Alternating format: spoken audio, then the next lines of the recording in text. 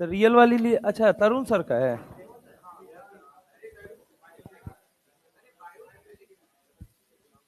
अच्छा बैठो बैठो। नहीं लिखा है target 720 out of 720। AIIMS Delhi.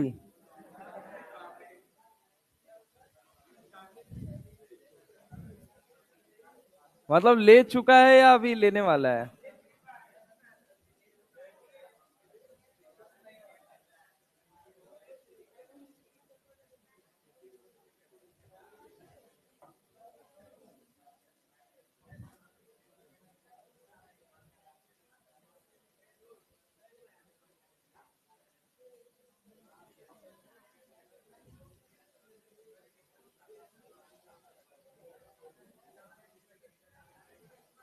इधर देखिए सारे लोग, देखिए अभी तक हम क्या कर चुके हैं। अभी तक हम कर चुके हैं preparation of KMNO4 K2CR207। NCERT से आप वो टॉपिक उठा के पूरी तरीके से पढ़ सकते हैं। अब उसमें कोई संशय वाली बात नहीं है, मतलब उसमें किंतु परंतु कुछ होना ही नहीं चाहिए और सारा टॉपिक आप कवर वहां से कर सकते हैं। मेन इंपॉर्टेंट बात पे हम आते हैं। मेन इंपॉर्टेंट बात पे अब अगर हम बात करें आपसे, तो अब हम चैप्टर के उस पड़ाव पे मूव करेंगे जहां पे इनकी प्रॉपर्टीज के अंदर अभी तक सबसे ज्यादा सवाल पूछे गए हैं। हमने सबसे पहले preparation of KMNO4 and K2CR207 कर लिया। जस्ट उसी के ऊपर देखिए एक टॉपिक लिखा हुआ है ऑक्सो केटायन एंड ऑक्साइड। आप एनसीईआरटी खोल लीजिए सारे लोग और एक बार देख लीजिए कि वहां पे जहां प्रिपरेशन लिखा हुआ है उसी के जस्ट ऊपर लिखा हुआ है ऑक्सो केटायन एंड ऑक्साइड। ठीक है, मतलब बेसिकली वही ऑक्सो केटायन एंड ऑक्साइड या ऑक्साइड एंड ऑक्सो केटायन, कुछ भी कहिए। जस्ट ऊपर देखिए लिखा होगा KMNO4 के जस्ट पहले वाला टॉपिक जो होगा, KMNO4 के जस्ट पहले वाला टॉपिक यही, यहीं पे इधर ही, इधर साइड में देखो ना लिखा हुआ है। लाओ भाई एनसीईआरटी एक बार देना। ये देखो, ये लिखा हुआ है, देखो यहाँ पे ऑक्साइड एंड ऑक्सोकेटाइन, जस्ट KMNO4 के जस्ट ऊपर लिखा हुआ है। लेकिन इस टॉपिक को समझने से पहले ना आपको दो टॉपिक की पहले से नॉलेज होनी चाहिए। पहला कौन सा टॉपिक आपको पता होना चाहिए, तब आप इसको अच्छी तरीके से समझ पाएंगे। तो मैं आपको बता दूं कि आपको पता होना चाहिए इसके अंदर सबसे पहली चीज, आप एनसीईआरटी का डीएनए ब्लॉक खोलिए। पहला पेज एकदम बेसिक है। दूसरे पेज पे यहां पे इलेक्ट्रॉनिक कन्फ्यूग्रेशन जो ऑलरेडी मैं करा चुका हूं, इलेक्ट्रॉनिक कन्फ्यूग्रेशन लेटर ऑन हम देख लेंगे समय के अनुसार। ठीक है, आगे अगर हम बात करते हैं तो यहां पे लिखा हुआ है जनरल प्रॉपर्टीज, इसको भी छोड़िए। अगर हम आगे बात करें आपसे तो यहां पे एटॉमिक रेडियस के बारे में दिया गया है, ये atomic radius, variation in atomic radius and size, छोड़िए इसको। आयनाइजेशन एंथैल्पी, इसको भी छोड़ना है। और इसके बाद यहां पे पेज नंबर 222 पे ऑक्सीडेशन स्टेट लिखा हुआ है। ये ऑक्सीडेशन स्टेट सबसे पहले आपको पता होना चाहिए, क्योंकि अगर ये आपको आ गया तो ये आपको अगला टॉपिक बड़ा इजी लगेगा। कौन सा वाला? तो एक तो यहीं से शुरू कर रहे हैं, ऑक्सीडेशन स्टेट अगर आपको समझ में आया तो आपको आसानी से समझ में आएगा क्या, trends of stability of higher oxidation state, ये भी इसी से लिंक्ड है पूरा। और अगर ये आपको समझ में आया तो ये आप मान के चलिए कि यहां पे अगर हम बात करें हेलाइट्स के बारे में, हेलाइट्स के बारे में नहीं दिया गया क्या?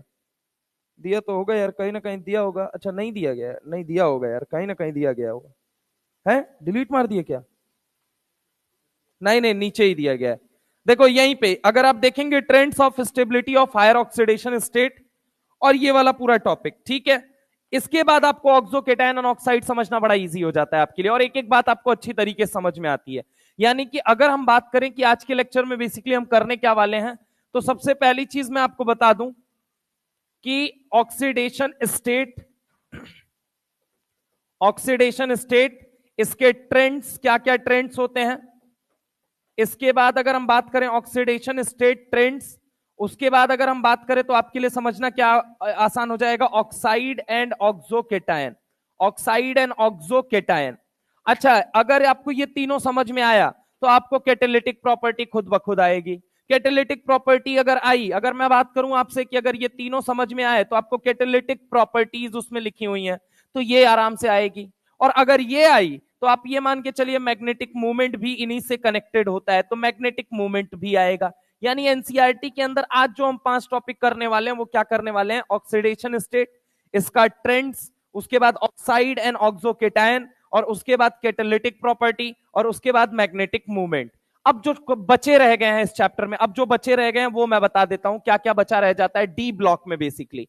तो आपका एक तो एटॉमिक साइज बचता है, एक बचता है आपका एटॉमिक साइज। अच्छा यहां पे सुनिएगा, सबसे पहले एटॉमिक साइज से भी पहले आपको क्या, इलेक्ट्रॉनिक कन्फ्यूग्रेशन, क्योंकि इलेक्ट्रॉनिक कन्फ्यूग्रेशन अगर समझ में आया तो इसी से लिंक्ड एटॉमिक रेडियस होता है, और इसी से लिंक्ड अगर हम बात करें atomic size, electronic configuration, atomic size, इसके बाद आ जाती है आपकी एसआरपीज वैल्यू, जो ई नॉट वाली वैल्यूज वगैरह सब कुछ दी गई है ना, वो सब इसी से कनेक्टेड होती हैं, ठीक है। तो एसआरपी वैल्यूज, और ये अगर समझ में आया तो आपको केमिकल रिएक्टिविटी इनकी समझ में आ जाती है, और इसके बाद डी ब्लॉक आपका क्या हो जाता है, समाप्त हो जाता है, केमिकल रिएक्टिविटी। अच्छा इसी में क्या आ जाता है, इसी में मैं आपको बता देना चाहता हूं, अगर आपको इलेक्ट्रॉनिक कन्फ्यूग्रेशन आएगा तो ही एटॉमिक साइज आएगा, तो ही आयनाइजेशन पोटेंशियल वाला टॉपिक आएगा, तो ही एसआरपी आएगी, तो ही आपकी केमिकल रिएक्टिविटी आएगी, तो ही आपका इंटरस्टिशियल कंपाउंड का फॉर्मेशन आएगा, इंटरस्टिशियल कंपाउंड का फॉर्मेशन आएगा, ठीक है। तो अगर आप इस सीक्वेंस में चलेंगे तो आपको चैप्टर बड़ा आसान लगेगा, 3 खंड में टूटा हुआ, कि एक में आपने प्रिपरेशन पढ़ा, एक में उसका ऑक्सीडेशन स्टेट, उसके trends, oxide and oxo cations, catalytic property, magnetic movement समझा। आपने अगर इलेक्ट्रॉनिक कन्फ्यूग्रेशन को जाना तो ही आप एटॉमिक साइज को, आईपी को, एसआरपी को, केमिकल रिएक्टिविटी को, इंटरस्टिशियल कंपाउंड के फॉर्मेशन को और अलॉय फॉर्मेशन को, इनको आप समझ पाएंगे। अगर आप इस सीक्वेंस में चलते हैं तो आपको ये चीजें बड़ी आसान लगेंगी। डेंसिटी हुआ, अब डेंसिटी की अगर हम बात करें, डेंसिटी हुआ, मेल्टिंग पॉइंट हुआ, बॉइलिंग पॉइंट हुआ, ये सब का ऑर्डर कहां से निकल के आता है, तो ये सब का ऑर्डर निकल के आएगा आपका, डेंसिटी हुआ, इसके बाद से मेल्टिंग पॉइंट हुई, इसके बाद बॉइलिंग पॉइंट हुई। तो ये क्या समझ आती है, पहले इलेक्ट्रॉनिक कन्फ्यूग्रेशन समझो, उससे एटॉमिक साइज इजी हो जाएगा, उससे density, boiling point, melting point easy हो जाएगा, आईपी इजी हो जाएगी, स्टैंडर्ड रिडक्शन पोटेंशियल इजी हो जाएगा, केमिकल रिएक्टिविटी, इंटरस्टिशियल कंपाउंड और एलॉय फॉर्मेशन, ठीक है। तो ये खत्म होते ही डी ब्लॉक आपका समाप्त हो जाता है। हाँ ये जैसे रही बात कि सर ये क्यों करा रहे हो, क्योंकि आप पहला मेजर सेगमेंट देखेंगे एग्जामिनर का तो KMnO4 K2Cr2O7 होता है, दूसरा मेजर सेगमेंट जो होता है ऑक्सीडेशन स्टेट, ट्रेंड्स और oxide, oxocation, catalytic property, magnetic movement होता है, तीसरा कहीं जाके वो इधर की तरफ रुख मोड़ता है, क्योंकि आईपी उतनी ज्यादा इंपॉर्टेंट मानी नहीं जाती है, जनरली पूछा जाता है एस ब्लॉक या पी ब्लॉक का। अगर हम बात करें density, melting point, boiling point में, मेल्टिंग पॉइंट का ऑर्डर थोड़ा सा इंपॉर्टेंट होता है, बॉइलिंग पॉइंट के बारे में बहुत ज्यादा चर्चा कर ही नहीं रखी है एनसीईआरटी ने। अगर हम बात करें एसआरपीज की बात करें तो ये इधर से इंपॉर्टेंट हो जाती है, अलॉय, इंटरस्टिशियल, ये दोनों कनेक्टेड टॉपिक हैं, और बेसिकली ये किससे कनेक्टेड है, साइज से कनेक्टेड है। क्योंकि अगर कहा जाए कि डी ब्लॉक के मैक्सिमम एलिमेंट अलॉय बनाते हैं, क्यों, अपनी साइज की वजह से बनाते हैं, लेकिन फेकोनी नहीं बनाता है, क्यों, क्योंकि उनकी साइज सिमिलर होती है। तो बहुत सारी चीजें यहां से ये रिलेटेड है, तो इसलिए इस चैप्टर को मैंने 3 खंड में तोड़ा है, और तीनों खंड तीनों इंपॉर्टेंस को बताते हैं। सबसे पहला इंपॉर्टेंस था preparation of K2Cr2O7 and KMnO4। हो सकता है दिवाली के पहले पहले मैं सिर्फ यहां तक पहुंच पाऊं, इधर ना जा पाऊं, तो ये एक और लेक्चर लगेगा जिसके अंदर आपका ये समाप्त हो जाएगा। देन एक लेक्चर और लगता है एफ ब्लॉक के अंदर। तो मैं अगर आपसे बोलूं कि दो जो मेजर सेगमेंट हैं जिनसे लगभग 60% से ऊपर सवाल पूछा गया है, वो पिछला 2 लेक्चर था और ये वाला लेक्चर होने वाला है। अगर ये दोनों लेक्चर भी अगर आपको आ गया तो मतलब आपको 70% डी ब्लॉक का आप सवाल सॉल्व कर ले जाएंगे। बच्चा 30% डी ब्लॉक का सवाल, 30% भी नहीं, मुझे बोलना चाहिए 20 से 25% का सवाल इस जोन से पूछा गया आज तक, और ये उतना ज्यादा इंपॉर्टेंस नहीं रखता है। ये उसमें भी इंपॉर्टेंस कौन है, एक तो देखो एसआरपी इंपॉर्टेंट है बहुत ज्यादा, मैं तुमको बता दूं यहाँ पे 5 स्टार वाले टॉपिक कौन से होते हैं, तो एक होता है स्टैंडर्ड रिडक्शन पोटेंशियल, एक होता है 4 स्टार पे अगर मैं बात करूं अलॉय, और अगर हम बात करते हैं एटॉमिक साइज वगैरह पे तो उतना नहीं, लेकिन अगर हम बात करें इधर इलेक्ट्रॉनिक कन्फ्यूग्रेशन, इन सब चीजों से आप बहुत फैमिलियर हैं। कैसे फैमिलियर हैं, जैसे मैं एटॉमिक साइज की बात करूंगा, मैं कॉन्ट्रैक्शन के बारे में बताऊंगा, कॉन्ट्रैक्शन न जाने कितनी बार मैंने जिक्र कर रखा है, ठीक है। तो दिवाली के बाद आओगे तो एक लेक्चर के पास आपके पास थोड़ा सा वो रहेगा, टाइम रहेगा, क्योंकि उसमें मुझे दोनों का रिवीजन भी कराना होगा और साथ में कनेक्टिविटी बांध के यहां से चैप्टर को उठाना होगा। तो मैंने जानबूझ के इसको एकदम एंड सेगमेंट में फेंका ताकि उस समय आपका बहुत मेजर लॉस ना हो, क्योंकि जब आते हो तो सुस्त पड़े रहते हो, असुस्त पड़े रहने से होगा नहीं, ठीक है। तो अगर हम बात करें कि इसके बारे में थोड़ा सा ध्यान दीजिएगा, थोड़ा लीस्ट इंपॉर्टेंट है, लेकिन ये दोनों जो सेगमेंट रहे हैं, पिछले 2 क्लास और अभी आज वाली एक क्लास, ये बड़ी इंपॉर्टेंट रही है। लेकिन उससे पहले मैं शुरुआत करने जा रहा हूं आज के टॉपिक की। तो आज के टॉपिक को लिखने से पहले पहले ये लिख लो, पहले ये लिख लो कहीं पे, हाँ साउंड में इको बहुत ज्यादा आ रहा है, नहीं आएगा अब, ठीक है।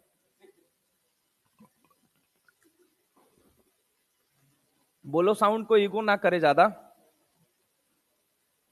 मना करो। किसमें?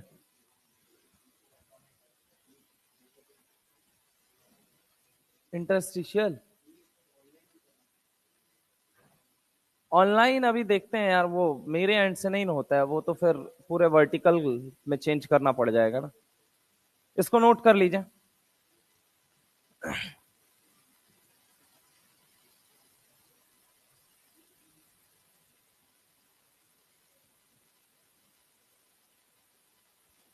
बहुत इजी लगेगा अगर तुमने एक टॉपिक समझा ना, तुमको दूसरा इजी लगेगा, दूसरा समझा तीसरा इजी लगेगा, तीसरा समझा चौथा इजी लगेगा, चौथा समझा पांचवा इजी लगेगा। तुमको लगेगा सब एक दूसरे से कनेक्टेड है।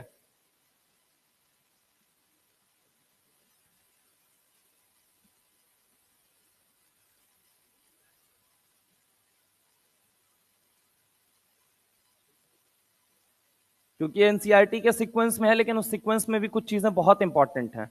वो आपको इंपॉर्टेंट ये समझना पड़ता है क्या पढ़ना है और क्या छोड़ना है, सब नहीं पूछा हुआ है डी ब्लॉक से।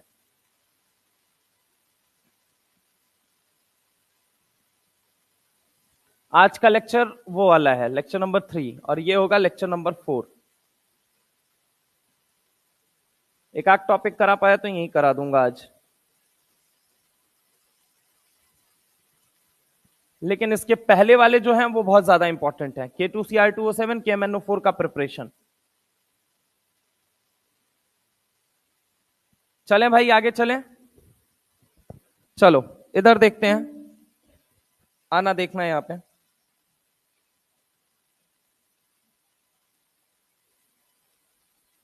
यहां पे सबसे पहली चीज हम आपसे बात करते हैं, यहां पे एक सवाल है हमारे सामने, which one of the following ions is most stable in aqueous solution. पानी के अंदर सबसे ज्यादा स्टेबल कौन होगा, ये आपको बताना है। बताइए इन सब में सबसे ज्यादा स्टेबल कौन होगा। तो अगर हम बात करें, देखिए जरा गौर से, अगर आपको पता है कि क्रोमियम जो होता है, क्रोमियम जो होता है इसके पास क्या है, क्रोमियम के पास क्या कंफ्यूग्रेशन होता है, T2G3Eg0 होता है। क्या होता है?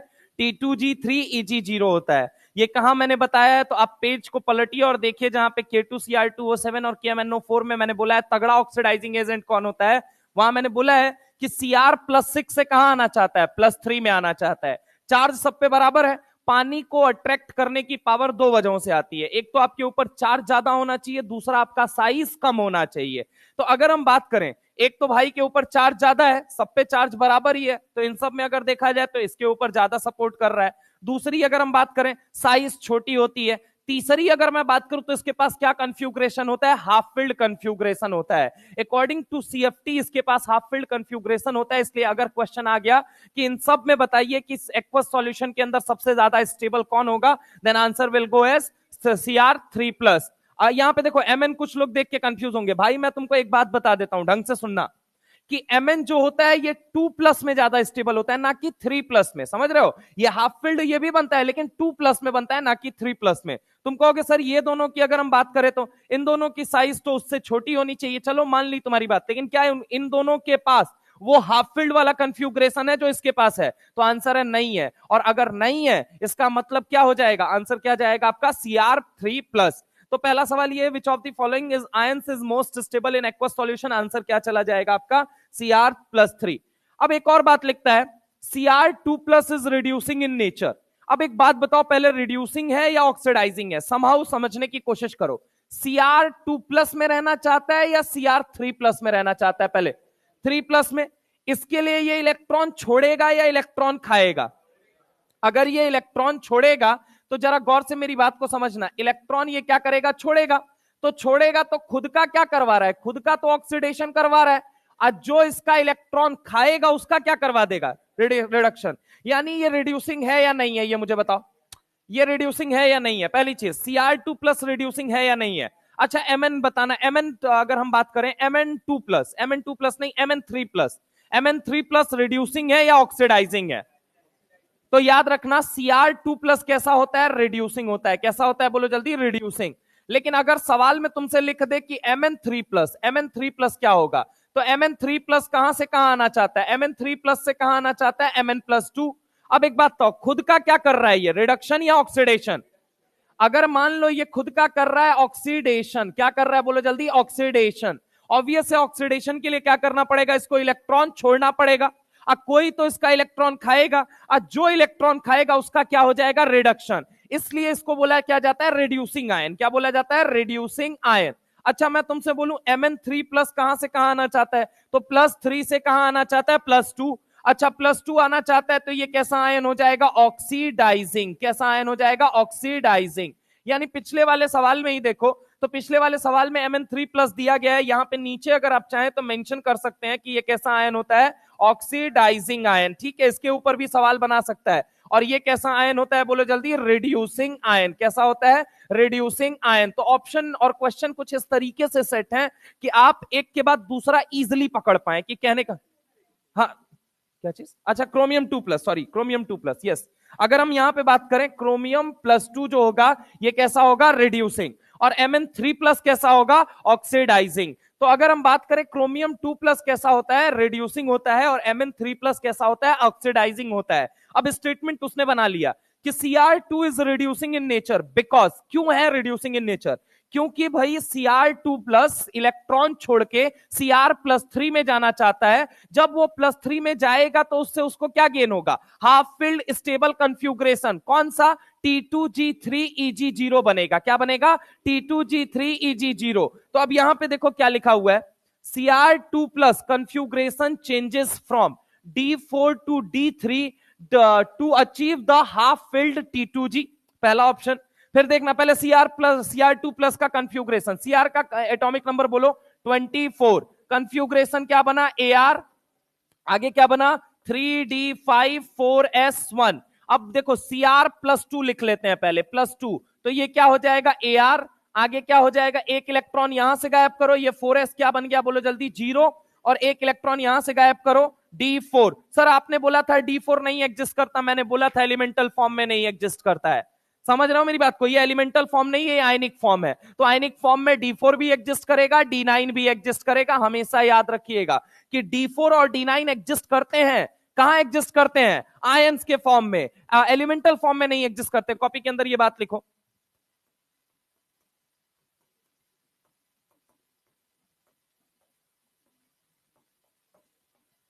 लिखो D4 और D9 नहीं एग्जिस्ट करते। D4 और D9 कंफ्यूग्रेशन 3D के अंदर, 3D के अंदर D4 और D9 कंफ्यूग्रेशन 3D के अंदर, D4 और D9 कंफ्यूग्रेशन 3D के अंदर, 3D के अंदर नहीं एग्जिस्ट करते, नहीं एग्जिस्ट करते। D4 और D9 कंफ्यूग्रेशन 3D के अंदर नहीं एग्जिस्ट करते इन एलिमेंटल फॉर्म, इन एलिमेंटल फॉर्म, इन एलिमेंटल फॉर्म,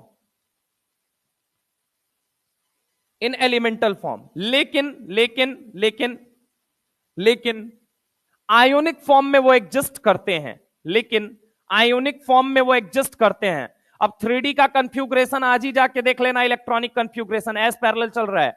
3D में क्या एग्जिस्ट नहीं करता है, D4 और D9। 4D में क्या एग्जिस्ट नहीं करता है, 3D3, D3, D6, D9। ठीक है, और कौन रिपीट होगा, D5 और D10 इनकी जगह रिपीट होते हैं। ठीक है, आइए अगर हम बात करें 4D के अंदर क्या एग्जिस्ट नहीं करता, D8 नहीं एग्जिस्ट करता। 5D के अंदर क्या एग्जिस्ट नहीं करता, D9 नहीं एग्जिस्ट करता। ठीक है, अब इधर देखिए, सॉरी उल्टा बोल दिया, चलो ठीक है। इधर देखो, अभी लिखेंगे तब देख लेंगे। यहां पे देखो, इन Cr2+ configuration changes from, Cr2+ में क्या है, 3D4 है, ठीक है, D4, और 2Cr+3 में क्या हो जा रहा है, D3 हो जा रहा है। तो इन Cr2+ configuration changes from D4 to D9 to achieve T2G half field configuration. यानी कि ये बात बिल्कुल सही है या गलत है, पहले ये बताओ, सही है। दूसरी बात अगर हम कहते हैं तो कह रहा है Cr2+ गेन एन इलेक्ट्रॉन, क्या कह रहा है, ये गेन करता है, क्या गेन करता है, इलेक्ट्रॉन, टू अचीव D5 कंफ्यूग्रेशन। भाई D5 उसके अंदर स्टेबल ही नहीं होता है, वो तो इसलिए D3 में स्टेबल है क्योंकि उसके पास कंफ्यूग्रेशन क्या आ चुका है, T2G3।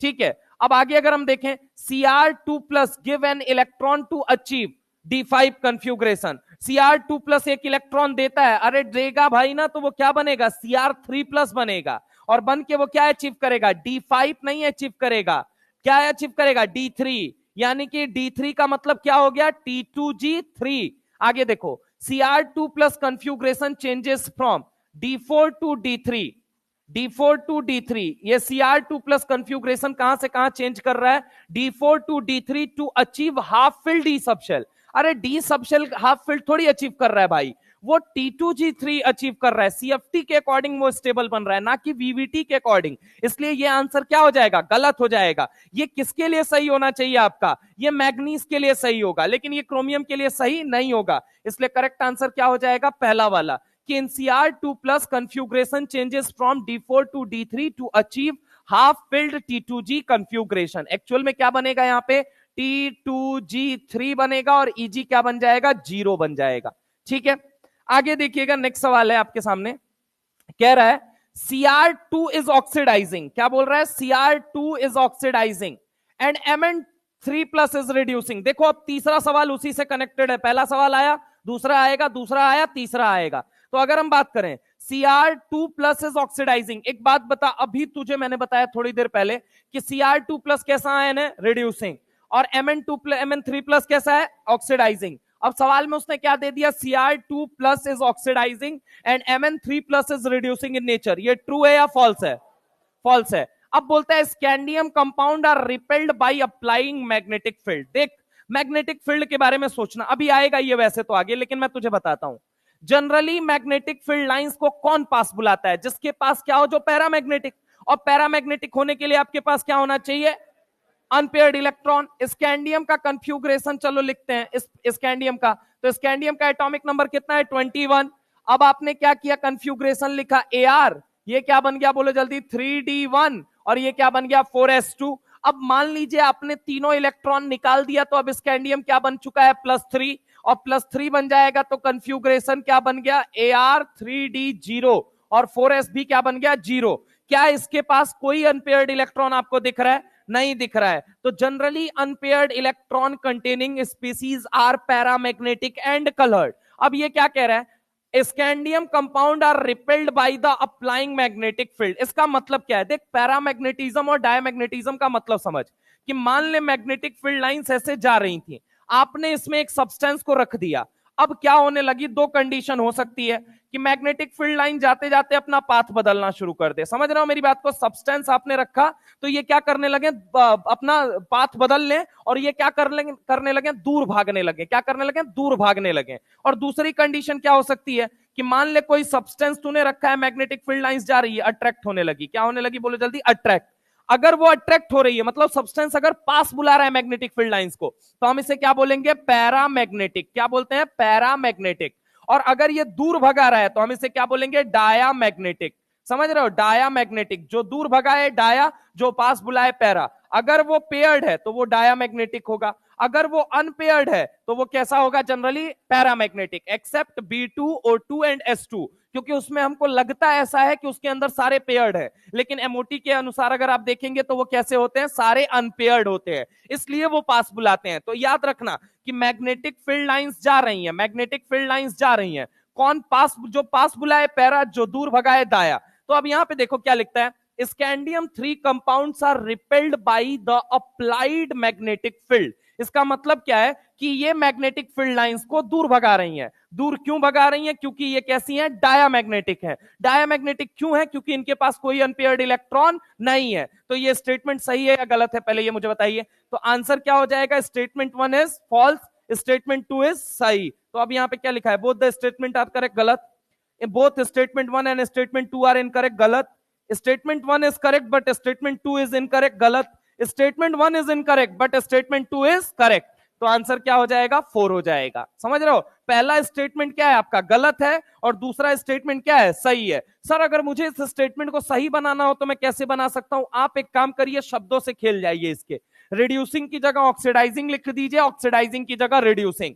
तो याद रखिएगा वो सवाल का फॉर्मेट हल्का सा घुमा सकता है, रिड्यूसिंग की जगह ऑक्सीडाइजिंग, ऑक्सीडाइजिंग की जगह वो क्या लिख सकता है, क्या लिख सकता है, रिड्यूसिंग। तो एक बात आप यहां पे लिख लीजिए, ये वाली बात इंपॉर्टेंट है। ये देखिए 3 सवालों के फॉर्मेट में आ गई, इसका मतलब ये बात इंपॉर्टेंट है, इसको साइड में कॉपी के कॉर्नर में नोट करिए कि Cr2+ is reducing in nature, Cr2+ is reducing in nature, Cr2+ is reducing in nature. और ये जितने पॉइंट्स निकाले गए ये सब सवालों से निकाले गए हैं, इसलिए जितना थ्योरेटिकल बात मैंने लिखवाई है ये तो एकदम महा इंपॉर्टेंट है, इनको रोज सुबह शाम दोपहर पढ़ा करो एक बार, ठीक है। तो Cr2+ is reducing in nature and Mn3+ is oxidizing in nature, and Mn3+ is oxidizing in nature. Cr2+ is reducing in nature and Mn3+ is oxidizing in nature. ठीक है, ये बात क्लियर है सबको। चलिए हम आगे आते हैं। अब हम आते हैं वेरिएबल ऑक्सीडेशन स्टेट। ऐसा क्यों होता है? जनरली अगर आप डी ब्लॉक का देखो क्या लिखा हुआ है, the existence of transition element in different oxidation state. ये पहले एआर और एआर का सवाल बनाएगा, वो असर्शन रीजन का या स्टेटमेंट का सवाल बनाएगा। ढंग से सुनना क्या लिखता है, the existence of transition element. अब देखो उसने क्या बोला है, ट्रांजिशन एलिमेंट। इसमें आप दो लोगों को पहले किनारे कर देंगे। आप पहले तो किनको किनारे कर दीजिए, Zn को। किनको किनारे कर दीजिए, Zn को। ट्रांजिशन एलिमेंट नहीं होता है वो, ठीक है। क्या लिखता है, the existence of transition element in different oxidation state. यानी ये बात क्लियर हो गई, ट्रांजिशन एलिमेंट बहुत सारे डिफरेंट ऑक्सीडेशन स्टेट में रहेंगे। Is due to the participation of. ये क्यों होता है, तो ड्यू टू द पार्टिसिपेशन। देखो असर्शन रीजन का बड़ा अच्छा सवाल बनाएगा यहां से, या फिर आपसे स्टेटमेंट वाला बड़ा अच्छा सवाल बना लेगा, या फिर मैच वाला बड़ा अच्छा सवाल बना लेगा यहां पे। तो द ट्रांजिशन एलिमेंट जो होते हैं, जो जितने भी ट्रांजिशन एलिमेंट हैं वो डिफरेंट ऑक्सीडेशन स्टेट रखते हैं। क्यों रखते हैं, due to the participation of inner n-1d electron in addition to outer ns electron. In addition to outer ns electron का कहने का मतलब क्या है, आपको पता है डी ब्लॉक का कंफ्यूग्रेशन होगा, इनर्ट गैस सबसे पहले लिखा जाएगा, फिर क्या लिखा जाएगा, n-1d लिखा जाएगा, और फिर क्या लिखा जाएगा, ns लिखा जाएगा। हाँ या ना? अब जरा गौर से मेरी बात को सुनना, ढंग से सुनना। अगर मैं आपसे बात करता हूं एक ns के इलेक्ट्रॉन है और एक कौन से हैं, n-1d के इलेक्ट्रॉन है, यहां से आप दोनों इलेक्ट्रॉन निकाल सकते हो। क्या बोला मैंने, यहां से दोनों इलेक्ट्रॉन निकाल सकते हो। यहां से दोनों इलेक्ट्रॉन निकालना है। यहां से क्या करना है, बोलो जल्दी, दोनों इलेक्ट्रॉन निकालना है। आउटर शेल से दोनों इलेक्ट्रॉन निकालना है। किसी का अगर ऑक्सीडेशन स्टेट चेक करना है तो आप दोनों इलेक्ट्रॉन निकाल दो।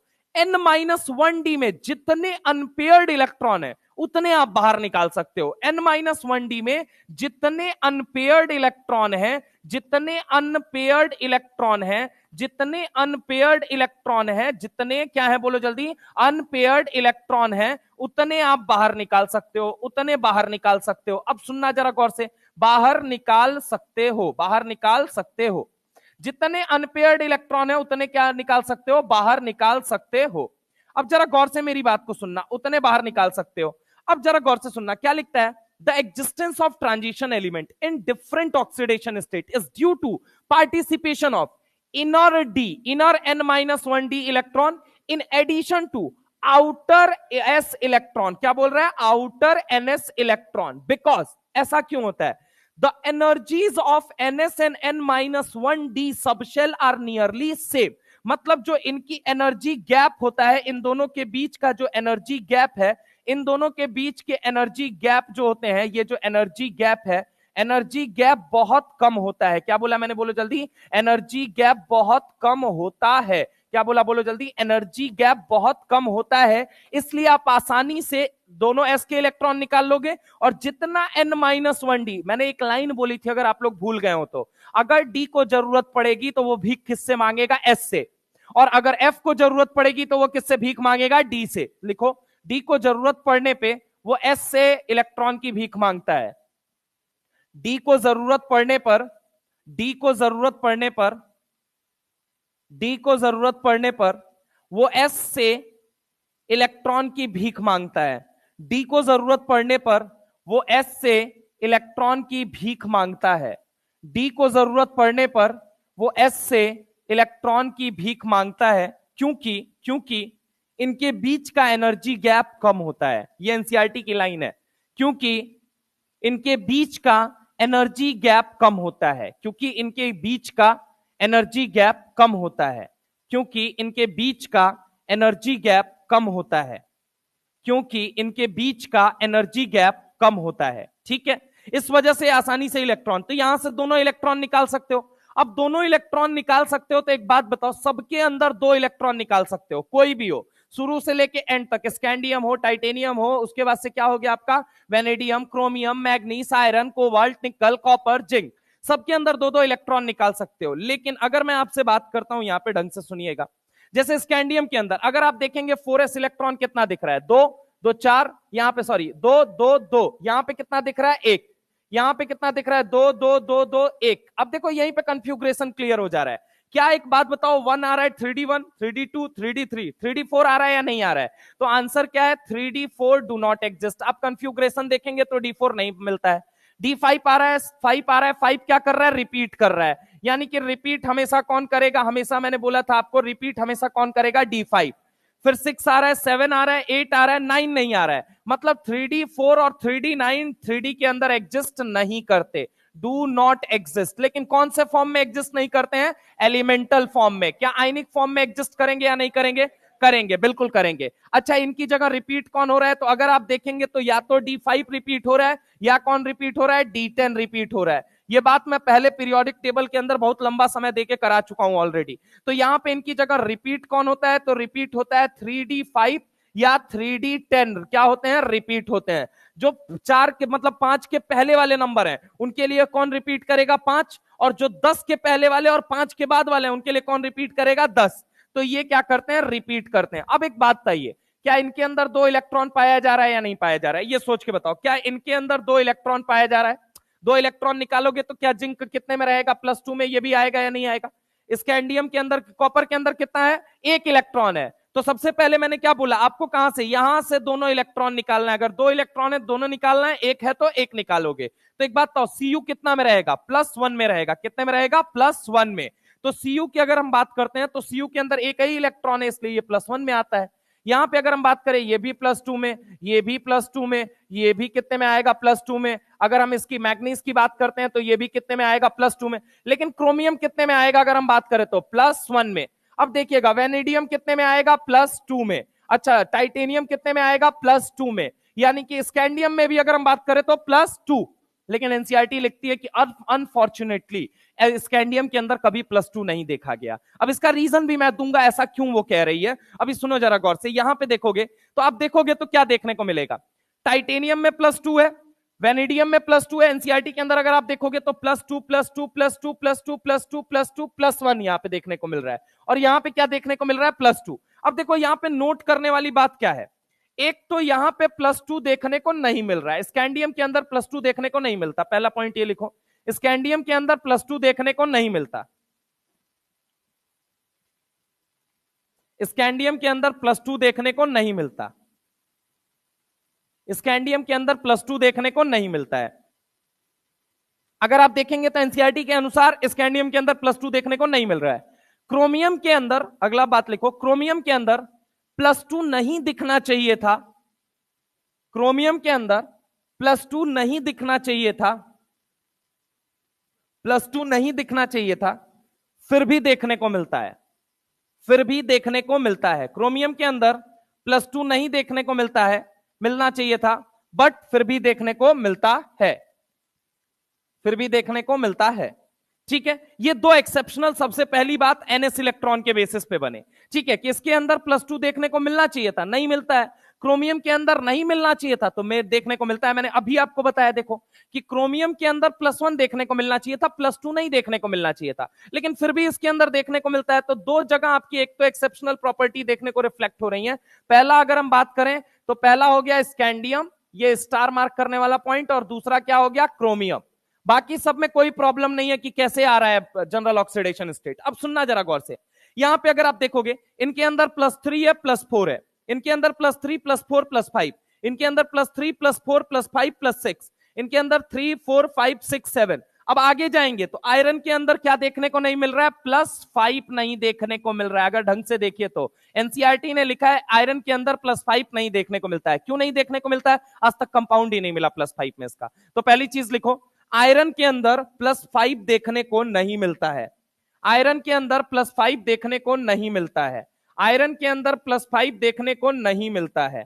आयरन के अंदर +5 देखने को नहीं मिलता है, आयरन के अंदर +5 देखने को नहीं मिलता है, आयरन के अंदर +5 देखने को नहीं मिलता है, आयरन के अंदर +5 देखने को नहीं मिलता है। अब देखना जरा गौर से, ये कैसे निकाला आपने, ये कैसे निकाला, तो सोच के बताओ। स्कैंडियम का कन्फ्यूग्रेशन क्या है, Ar3d1 4s2। मैक्सिमम कितने इलेक्ट्रॉन निकाल सकते हो आप, 2s के निकाल सकते हो, हाँ या ना। अभी क्या बोला मैंने, और n-1d में जितने अनपेयर्ड इलेक्ट्रॉन हैं उतने बाहर निकाल सकते हो। तो अनपेयर्ड इलेक्ट्रॉन स्कैंडियम में कितना हुआ, बोलो जल्दी। तो अगर हम बात करें अनपेयर्ड इलेक्ट्रॉन, इधर देखते हैं कितने इलेक्ट्रॉन है, एक है या नहीं है, तो कितना, 2 तो आप s का निकाल लोगे और एक इसका निकाल लोगे, तो इसके अंदर कौन सी ऑक्सीडेशन स्टेट आ गई, +3।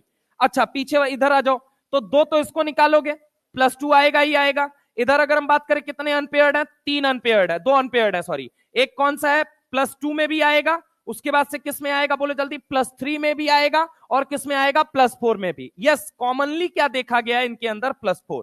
क्या देखा गया है कॉमनली इनके अंदर, अगर हम बात करें तो +4। एनसीईआरटी ने इसको हाईलाइट करके आपको यह बताया कि +2, +3 और +4 इनके अंदर तीनों जो ये ऑक्सीडेशन स्टेट है, तीनों जो ये ऑक्सीडेशन स्टेट है, अगर हम इनकी बात करें तो ये क्या होते हैं, ये तीनों देखने को मिलते हैं, +2, +3, +4। जबकि स्कैंडियम के अंदर अगर आप बात करेंगे तो क्या देखने को मिलेगा, सिर्फ और सिर्फ अगर हम बात करें तो क्या देखने को मिलेगा, सिर्फ ओनली क्या देखने को मिलेगा, +3। आगे अगर हम बात करते हैं वेनेडियम में +2, +3, +4, +5 कैसे देखने को मिल रहा है, 2 इलेक्ट्रॉन यहां से निकाल लोगे, अगर हम बात करें ये वाला 2 इलेक्ट्रॉन निकालोगे तो ये +2 आ गया, 3 अनपेयर्ड है, +3, +4, +5, इसीलिए यहां पे क्या देखने को मिल रहा है, +2, +3, +4, +5। आगे अगर हम बात करते हैं क्रोमियम में +1 दिखना चाहिए था, नहीं पाया गया है इसका ऑक्साइड, समझ रहे हो मेरी बात को। इसीलिए अगर हम बात करें यहां पे डायरेक्ट क्या देख रहे हैं, कितने अनपेयर्ड दिख रहे हैं, 5। यानी कि अगर हम बात करें क्या क्या देखने को मिलेगा, +2, +3, +4, +5, +6। अब कहोगे सर 5 ही अनपेयर्ड थे, कैसे आपने 6 बता दिया, अरे गधाराम, एगो ये भी तो है, एस वाला भी तो है, अरे हाँ ना बोलो भाई। आगे आ जाओ, मैक्सिमम ऑक्सीडेशन स्टेट कौन दिखाता है, मैग्नीज दिखाता है। क्यों दिखाता है, 2 ये निकाल सकते हो तुम। अब इसके बाद अनपेयर्ड कितने हैं, 5, +2 के बाद +3, +4, +5, +6, +7।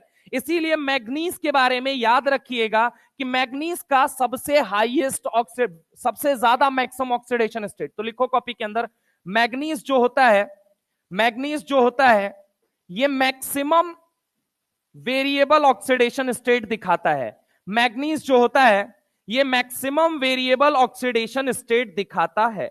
मैग्नीज जो होता है ये मैक्सिमम वेरिएबल ऑक्सीडेशन स्टेट दिखाता है। मैग्नीज जो है ये मैक्सिमम वेरिएबल ऑक्सीडेशन स्टेट दिखाता है।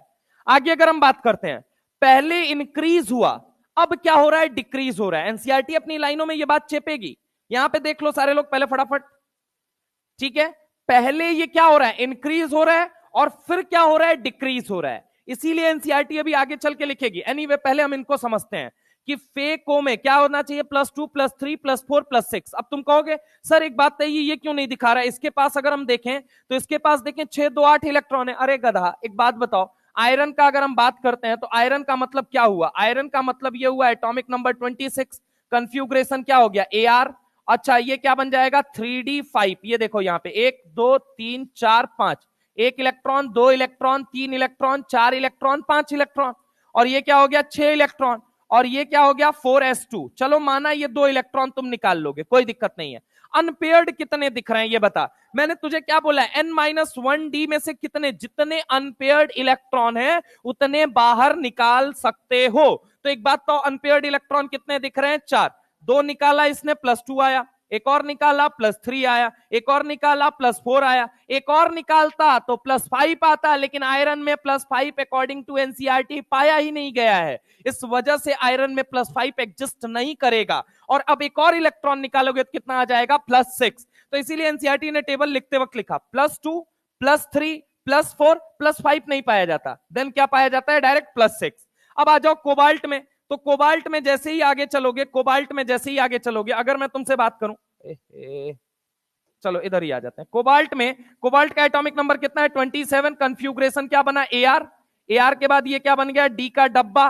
डी का डब्बा 1, 2, 3, 4, 5, 1, 2, 3, 4, 5, 6, 7। पक्की बात है। अब एक बात तो, 2 इलेक्ट्रॉन तो ये गायब कर सकते हो, और उसके बाद से 1 2 3 मैक्सिमम इलेक्ट्रॉन। अब जरा गौर से देखना, क्या कोबाल्ट में +5 पाया जा रहा है? नहीं। तो आयरन और कोबाल्ट में क्या नहीं पाया जाता? एनसीईआरटी के अकॉर्डिंग +5 नहीं पाया जाता।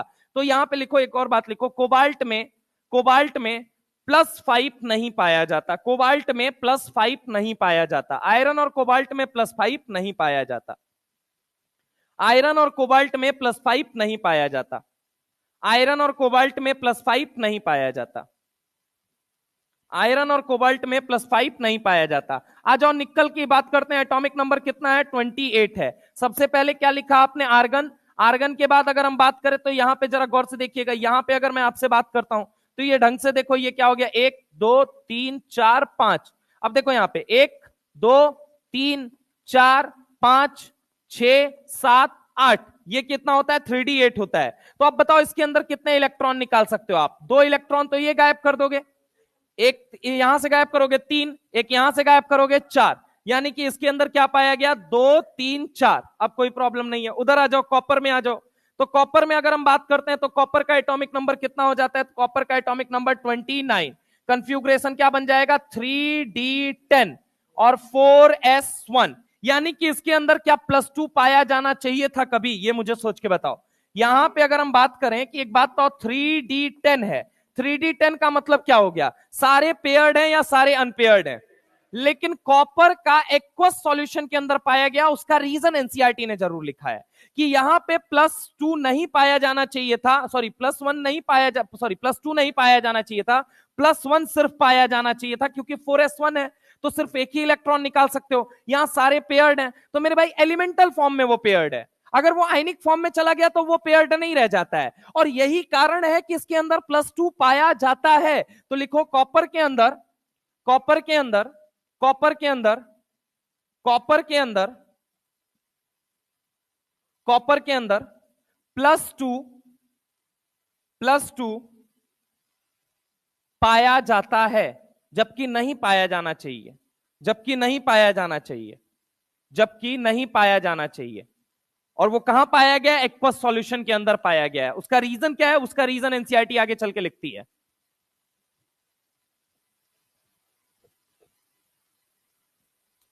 यानी आपने अभी तक क्या क्या जाना? आपने क्या क्या जाना कि अगर हम बात करें इस नियम के अनुसार, अगर देखा जाए इस नियम के अनुसार, इस नियम के अनुसार स्कैंडियम में +2 आना चाहिए था या नहीं आना चाहिए था? ये बताओ, स्कैंडियम में +2 आना चाहिए था या नहीं आना चाहिए था इस नियम के अनुसार?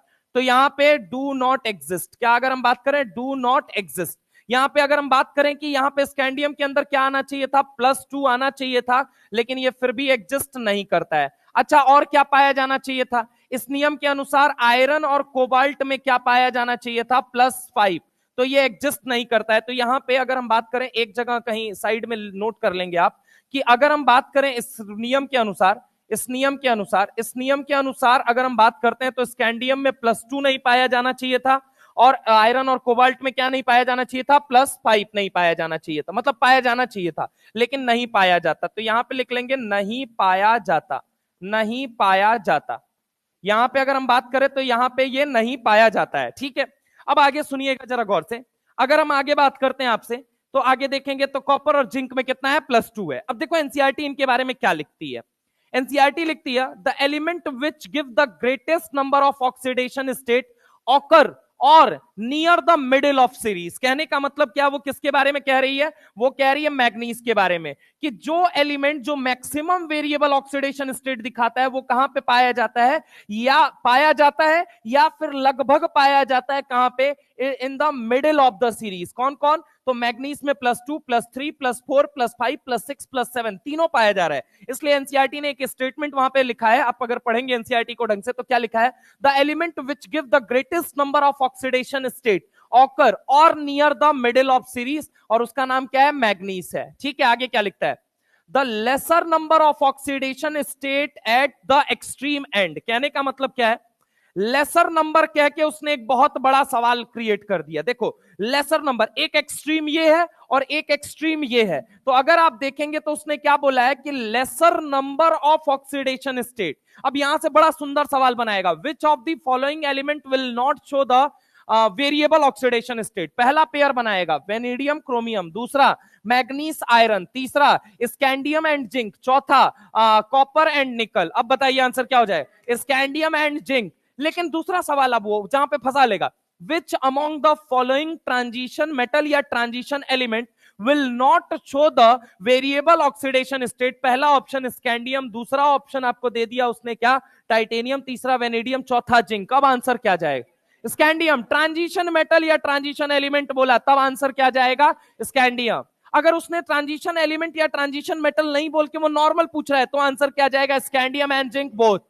समझ रहे हो मेरी बात को। तो यहां पे देखो क्या लिखता है, the lesser number of oxidation state are at extreme end. ये किसके लिए बात की जा रही है भाई, स्कैंडियम एंड जिंक के लिए बात की जा रही है। ठीक है, दोनों एक्सट्रीम एंड पे जाओ, सबसे कम देखने को मिलेगा। अगला क्या लिखता है, early in the scandium 2 is virtually unknown. NCERT ने खुद कह दिया ये बात कि early in the series scandium 2, मतलब मैंने आपसे क्या बोला, स्कैंडियम +2 पाया जाना चाहिए था। एनसीईआरटी ने बोला क्या, ऐसा देखा है, वर्चुअली अननोन। क्या बोला गया, वर्चुअली अननोन। इसका मतलब ऐसा देखा गया है केमिस्ट्री के अंदर कि ये कोई भी ऑक्साइड या फिर +2 में रहने का कोई कंपाउंड, इनका अगर कहा जाए तो कोई मतलब नहीं पाया जाता।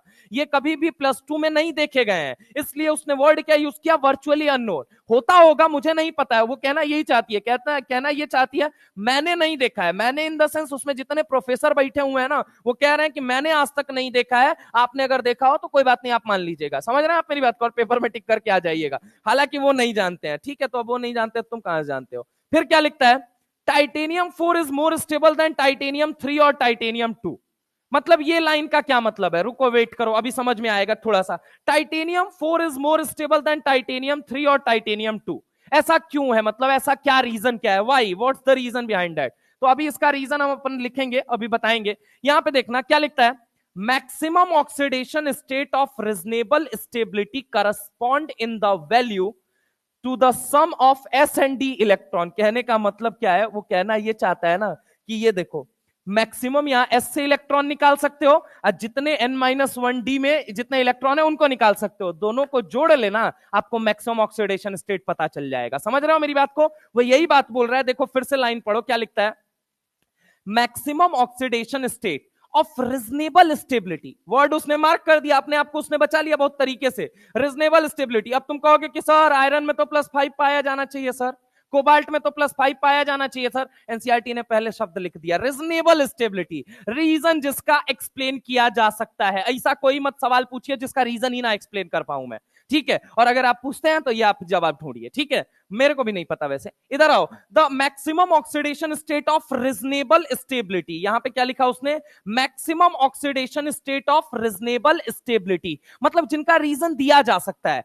Correspond in the value to the sum of, क्या बोला उसने, to the sum of s and d electron up to manganese. यहां पे s and d electron up to manganese कहने का मतलब क्या है, डी का वो इलेक्ट्रॉन निकालो जो अनपेयर्ड है, और एस का जो इलेक्ट्रॉन प्रेजेंट है वो निकाल लो। आगे क्या लिखता है, टाइटेनियम 4 का ऑक्साइड होता है, वेनेडियम का अगर हम बात करें, ये 5 लिखने का मतलब समझ रहे हो, V+5 में है, कितने में है, +5। तो वेनेडियम का 5 में, क्रोमियम का 6 में, मैग्नीशियम का 7 में। सिंपल सी बात है, वो ये कहना चाहता है टाइटेनियम मैक्सिमम 4 में रहता है, वेनेडियम मैक्सिमम 5 में रहता है, क्रोमियम मैक्सिमम 6 में रहता है, और मैग्नीज मैक्सिमम कितने में रहता है, 7 में। इसीलिए उसने क्या लिखा है, क्या लिखा कि टाइटेनियम 4 ऑक्साइड, वेनेडियम 5 ऑक्साइड, और यहां पे लिखा है क्रोमियम 6 ऑक्साइड, और यहां पे क्या लिखा है, magnesium 7 oxide, followed by a rather abrupt, अचानक से, रेदर एब्रप्ट, समझ रहे हो मेरी बात को, rather abrupt decrease in the stability. कहने का मतलब क्या है, अगर आप देखेंगे इधर देखेंगे कि यहां से यहां तक तो बढ़ रही है, अचानक से ये क्या कर जा रही है, एब्रप्टली, अचानक से ये क्या करने शुरू कर दे रही है, डिक्रीज। अच्छा, ये लाइन कब लिखी उसने, देखना कितना प्यारे तरीके से लिखा है। पहले उसने आपको बोला क्या, ऊपर बोला क्या कि maximum oxidation state of reasonable stability correspond in the value to the sum of s and d electron. अब वो कहना चाहता है, पहले तो इसका मीनिंग डिकोड करो कि एस का पूरा इलेक्ट्रॉन तुम बाहर निकाल सकते हो, और डी का कौन सा इलेक्ट्रॉन निकाल सकते हो, अनपेयर्ड। कौन सा इलेक्ट्रॉन, अनपेयर्ड। टाइटेनियम 4, वेनेडियम 5, और उसके बाद से क्रोमियम 6 और मैग्नीशियम 7 दे के उसने पिक्चर सेट किया। पहले कहता है followed by a rather abrupt decrease in the stability of, क्या लिखता है, हायर ऑक्सीडेशन स्टेट। क्यों? क्योंकि जैसे जैसे अब आगे जाओगे पेयरिंग बढ़ेगी या अनपेयरिंग बढ़ेगी, ये मुझे बताइए। पेयरिंग या अनपेयरिंग, क्या बढ़ेगी? पेयरिंग बढ़ेगी। ठीक है, आगे क्या लिखता है? Decrease in the stability of higher oxidation state so that the typical species we follow. अब देखो आगे जाके उसने एक अच्छा स्टेटमेंट जोड़ा, वो एक्चुअल में तुमको कंफ्यूज नहीं कर रहा है। वो क्या बोल रहा है? सो दैट द टिपिकल स्पीसीज, इसीलिए आगे जाने पे आयरन का जनरली +2 और +3 में ऑक्साइड देखने को मिलता है, कोबाल्ट का 2 और 3 में, निकल का जनरली 2 में, कॉपर का 1 और 2 में, जिंक का 2 में। यानी इसका मतलब समझ रहे हो? वो डिकोड करने के लिए बोल रहा है कि इनका जो जनरल, देखो ये 100 तो +2 +3 +4 +6 सब कर सकते हैं, लेकिन जनरली जो इनका ऑक्साइड पाया जाता है डेट इज +2 और +3 में पाया जाता है। आगे अगर हम बात करें, इनका क्या बोलता है? कोबाल्ट +2 और +3 में पाया जाता है। ठीक है, तो यहां पे एक मिनट रुको, यहां पे +2 और +3 में, बाकी इसको नहीं हाईलाइट कर रखा है। आगे देखोगे निकल का जनरली कितने पाया गया है? +2 में, कॉपर का +1 +2 में, दोनों में। और अगर हम बात करें जिंक का +2 में, हम इनको छोड़ के चले जाते हैं, हम इनको थोड़ा ध्यान नहीं देते। और एनसीईआरटी ने अपनी बातों में इतनी माइन्यूटली इन सब बातों को छुपा रखा है ना, कि अगर तुम नहीं निकाल पाए तो तुम कहीं ना कहीं मिस जरूर करोगे। बहुत सारे सवाल है, ये सब सवाल अभी बने नहीं है, लेकिन जिस दिन बने ना उस दिन खटिया खड़ी कर देंगे, याद रख लेना, क्योंकि वहां याद नहीं आएगा। कहोगे हाँ ये तो पढ़े थे +7 तक सब एग्जिस्ट करता है, यहाँ तो +3 +4 +5 +6, ये तो दे ही नहीं रहा है वैल्यू। समझ रहे हो मेरी बात को? तो अगर हम आपसे बात करें, यहां पे ढंग से देखिएगा, क्या कह रहे हो भाई? कुछ कह रहे थे? नहीं, ठीक है, तो इधर ध्यान देना। ये +2, ये अगर हम बात करें +2 में, ये +7 में बनाता है, ये ध्यान देना, ये हाईलाइट करके यही बताना चाहता है। इधर अगर हम बात करें तो ये कितने में बनाना चाहता है? +6 +3, या फिर अगर हम बात करें +2 में। इधर अगर हम बात करें तो ये कितने में बनाना चाहता है? +5 में। तो ये चीज थोड़ा सा ध्यान दीजिएगा, वरना आपसे गलती हो जाएगी, मिस हो जाएगा। और ये एनसीईआरटी की लाइन में छुपा के लिखा गया है। देखिए क्या लिखता है? Maximum oxidation state of reasonable stability, जिनका स्टेबिलिटी का रीजन दिया जा सकता है, correspond in the value of the sum of S and D electron up to manganese. S का सारा इलेक्ट्रॉन निकालो, D का अनपेयर्ड इलेक्ट्रॉन निकालो। ठीक है, आगे क्या लिखता है? इसी वजह से टाइटेनियम 4 में मैक्सिमम ऑक्साइड बनाता है, वेनेडियम 5 में, क्रोमियम 6 में और मैग्नीज 7 में। Followed by a rather abrupt, अचानक, जैसे पहले तो इंक्रीज हो रहा है, फिर अचानक से क्या होना शुरू हो गया? डिक्रीज हो गया in the stability of higher oxidation state so that typical species, typical species कौन सी? Iron, cobalt, nickel, copper, zinc, जो आगे जाने पे पाए जा रहे हैं। So that the typical species to follow, iron 2 और 3 में, कोबाल्ट 2 और 3 में, निकल 2 में, कॉपर 1 और 2 में, और जिंक 2 में बनाता है ऑक्साइड। ठीक है, तो ये एनसीईआरटी की एक एक लाइन है, उस एनसीईआरटी की एक एक पैराग्राफ का एक एक मीनिंग है। ठीक है, तो इसको ढंग से देखिएगा। आगे लिखता है विच अमॉन्ग द फॉलोइंग, अब सवाल कैसे बनाया? Which one of the following element of outer orbital configuration. ये सवाल कहां से निकले? चाचा क्या कर रहे हो भाई, रुको ना। इधर देखो, यहां पे इस लाइन से सवाल मैंने निकाला। ये सवाल क्या है कि correspond in the value of sum of S and D electron up to manganese. अब इसने क्या बोला? कन्फ्यूग्रेशन आपको दिया, इस कन्फ्यूग्रेशन के बेसिस पे उसने सवाल बनाया। सवाल क्या लिखा? Which one of the element with the following outer orbital configuration में एग्जिबिट द हाईएस्ट और largest number of oxidation state. अब एक बात तो, कौन सा आंसर हो जाएगा? 3d5 4s2। तो यहां से ये सवाल मैग्नीज वाला निकाल लिया उसने, और कैसे कनेक्ट किया? एनसीईआरटी की लाइन में ही लिखा हुआ है, सब लिखा हुआ है, सवाल एनसीईआरटी के बाहर का नहीं है। बस उसने आपको एक कंफ्यूग्रेशन पुट किया और पूछ लिया सवाल। हाँ बोलिए सर, क्या चीज? क्या?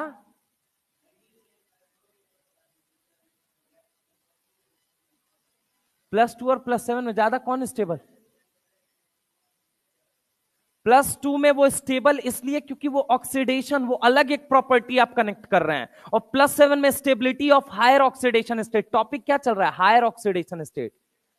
+2 में डिपेंड करेगा ना मीडियम में यार, मीडियम में कहां ऑक्सीडाइजिंग बिहेवियर शो कर रहा है, रिड्यूसिंग बिहेवियर शो कर रहा है, या दोनों बिहेवियर नहीं शो कर रहा है, तब हम जज कर पाएंगे। ऐसे रैंडम किसी को कनेक्ट कर।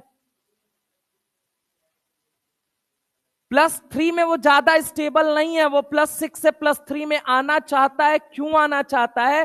क्योंकि वहां पे वो किसकी तरह काम कर रहा है? ऑक्सीडाइजिंग एजेंट की तरह काम कर रहा है। तो कोई मीडियम है, अगर मीडियम अल्कालाइन मीडियम है, मीडियम अगर मान लीजिए आपका एसिडिक मीडियम है, तो वहां पे Cr+3 is more stable than Cr+6।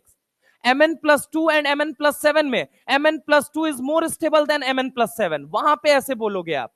अभी stability of higher oxidation state चल रहा है कि यहां पे हायर ऑक्सीडेशन स्टेट में कौन कौन रहेगा और कितने तक रहेगा, समझे?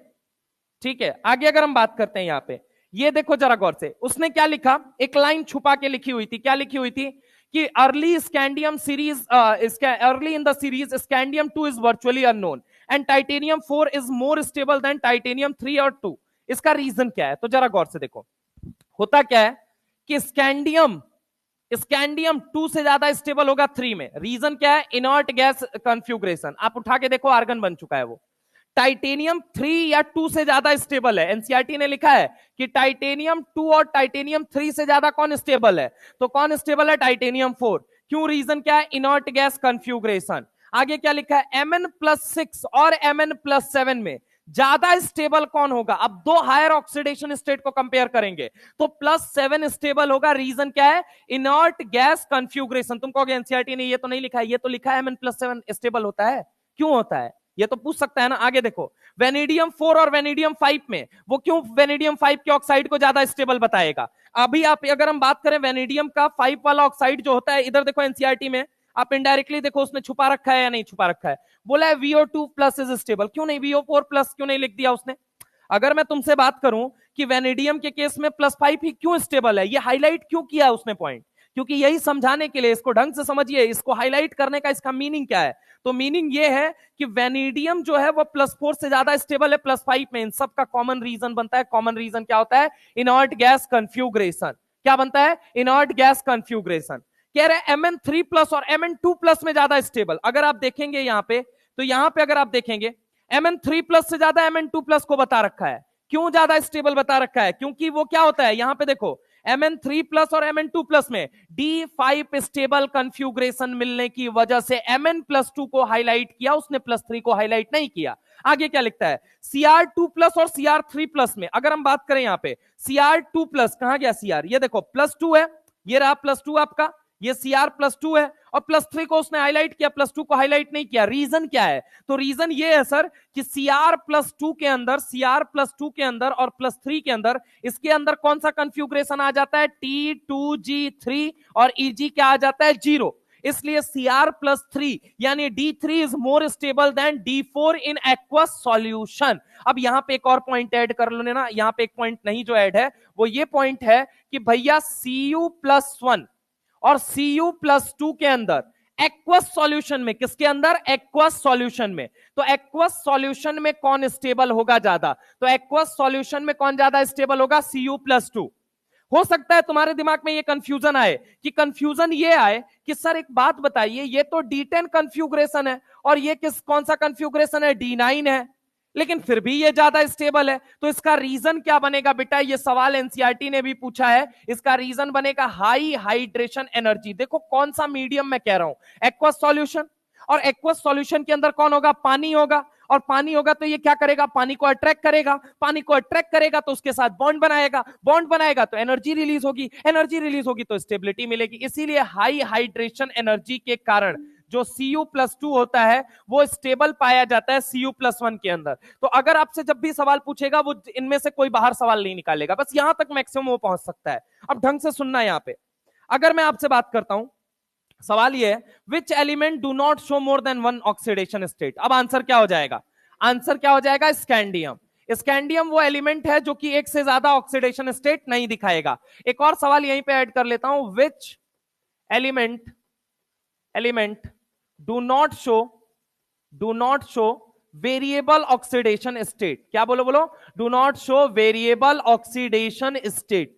इनमें से कौन सा एलिमेंट ऐसा है जो वेरिएबल ऑक्सीडेशन स्टेट नहीं दिखाता है?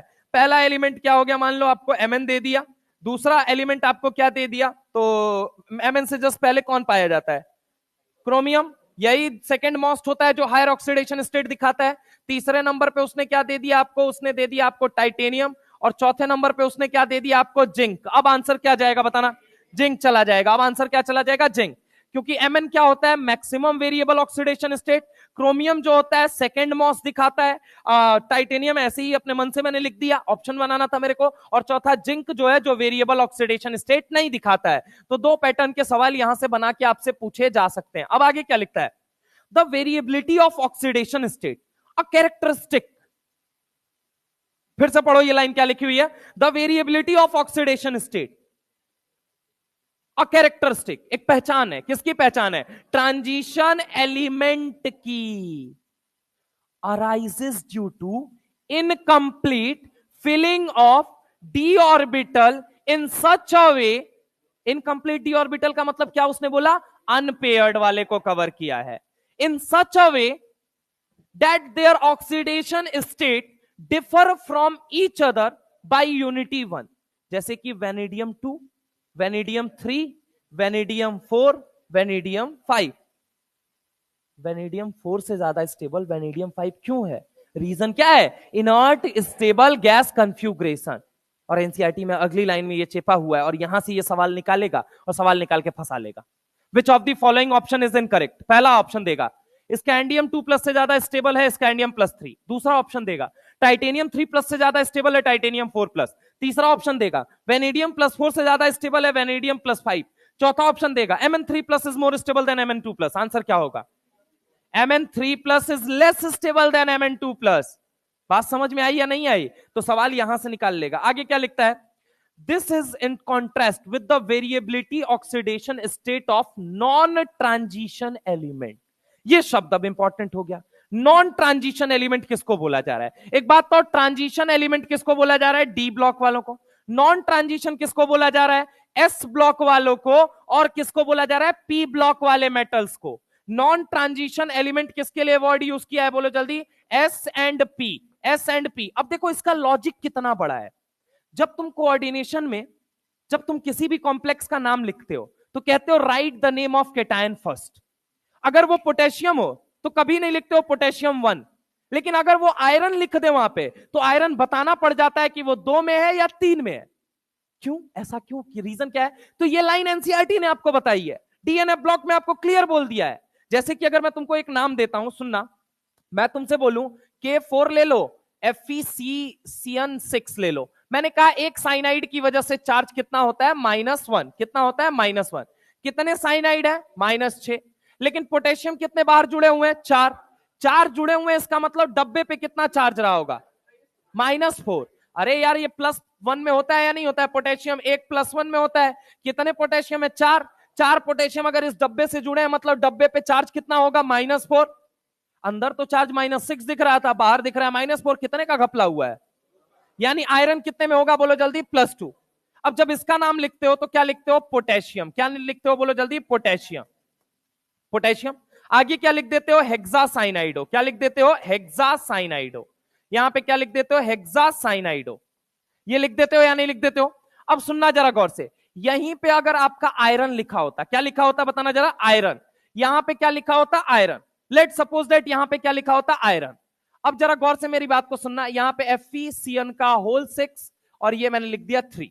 अब सुनो जरा गौर से, अगर मैं तुमसे बात करता हूं, अब इसका नाम लिखोगे तो क्या लिखोगे, हमेशा लिखोगे आयरन, क्या लिखोगे, बोलो जल्दी, आयरन, आयरन, ठीक है, यहां पे क्या हो जाएगा, आयरन। अब देखो ये कितने में होता है, तो ये हो गया -6 में हो गया, 6 3 18, मतलब कुल मिला जुला के ये आ गया +3 में, ठीक है। तो आयरन 3 लिख रहे हो, ये समझने की कोशिश करना, यहां पोटेशियम 1 नहीं लिखते हो लेकिन यहां आयरन 3 लिखते हो, क्यों लिखते हो भाई, क्यों, क्योंकि एनसीईआरटी ने जवाब दिया है आपको, सुनिए, this in the context with variability of oxidation state of non transition element.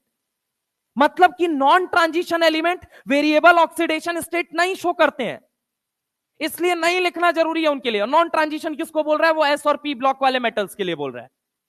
और अगर हम बात करें कि ट्रांजिशन एलिमेंट वालों के लिए लिखना पड़ रहा है, क्यों, क्योंकि ये बताना पड़ेगा, क्योंकि वो वेरिएबल ऑक्सीडेशन स्टेट शो कर रहे हैं, +2 वाला है, +3 वाला है, +4 वाला है, +5 वाला है, बताओगे नहीं तो हमें पता कैसे चलेगा कौन सा आयरन आपने उठाया है।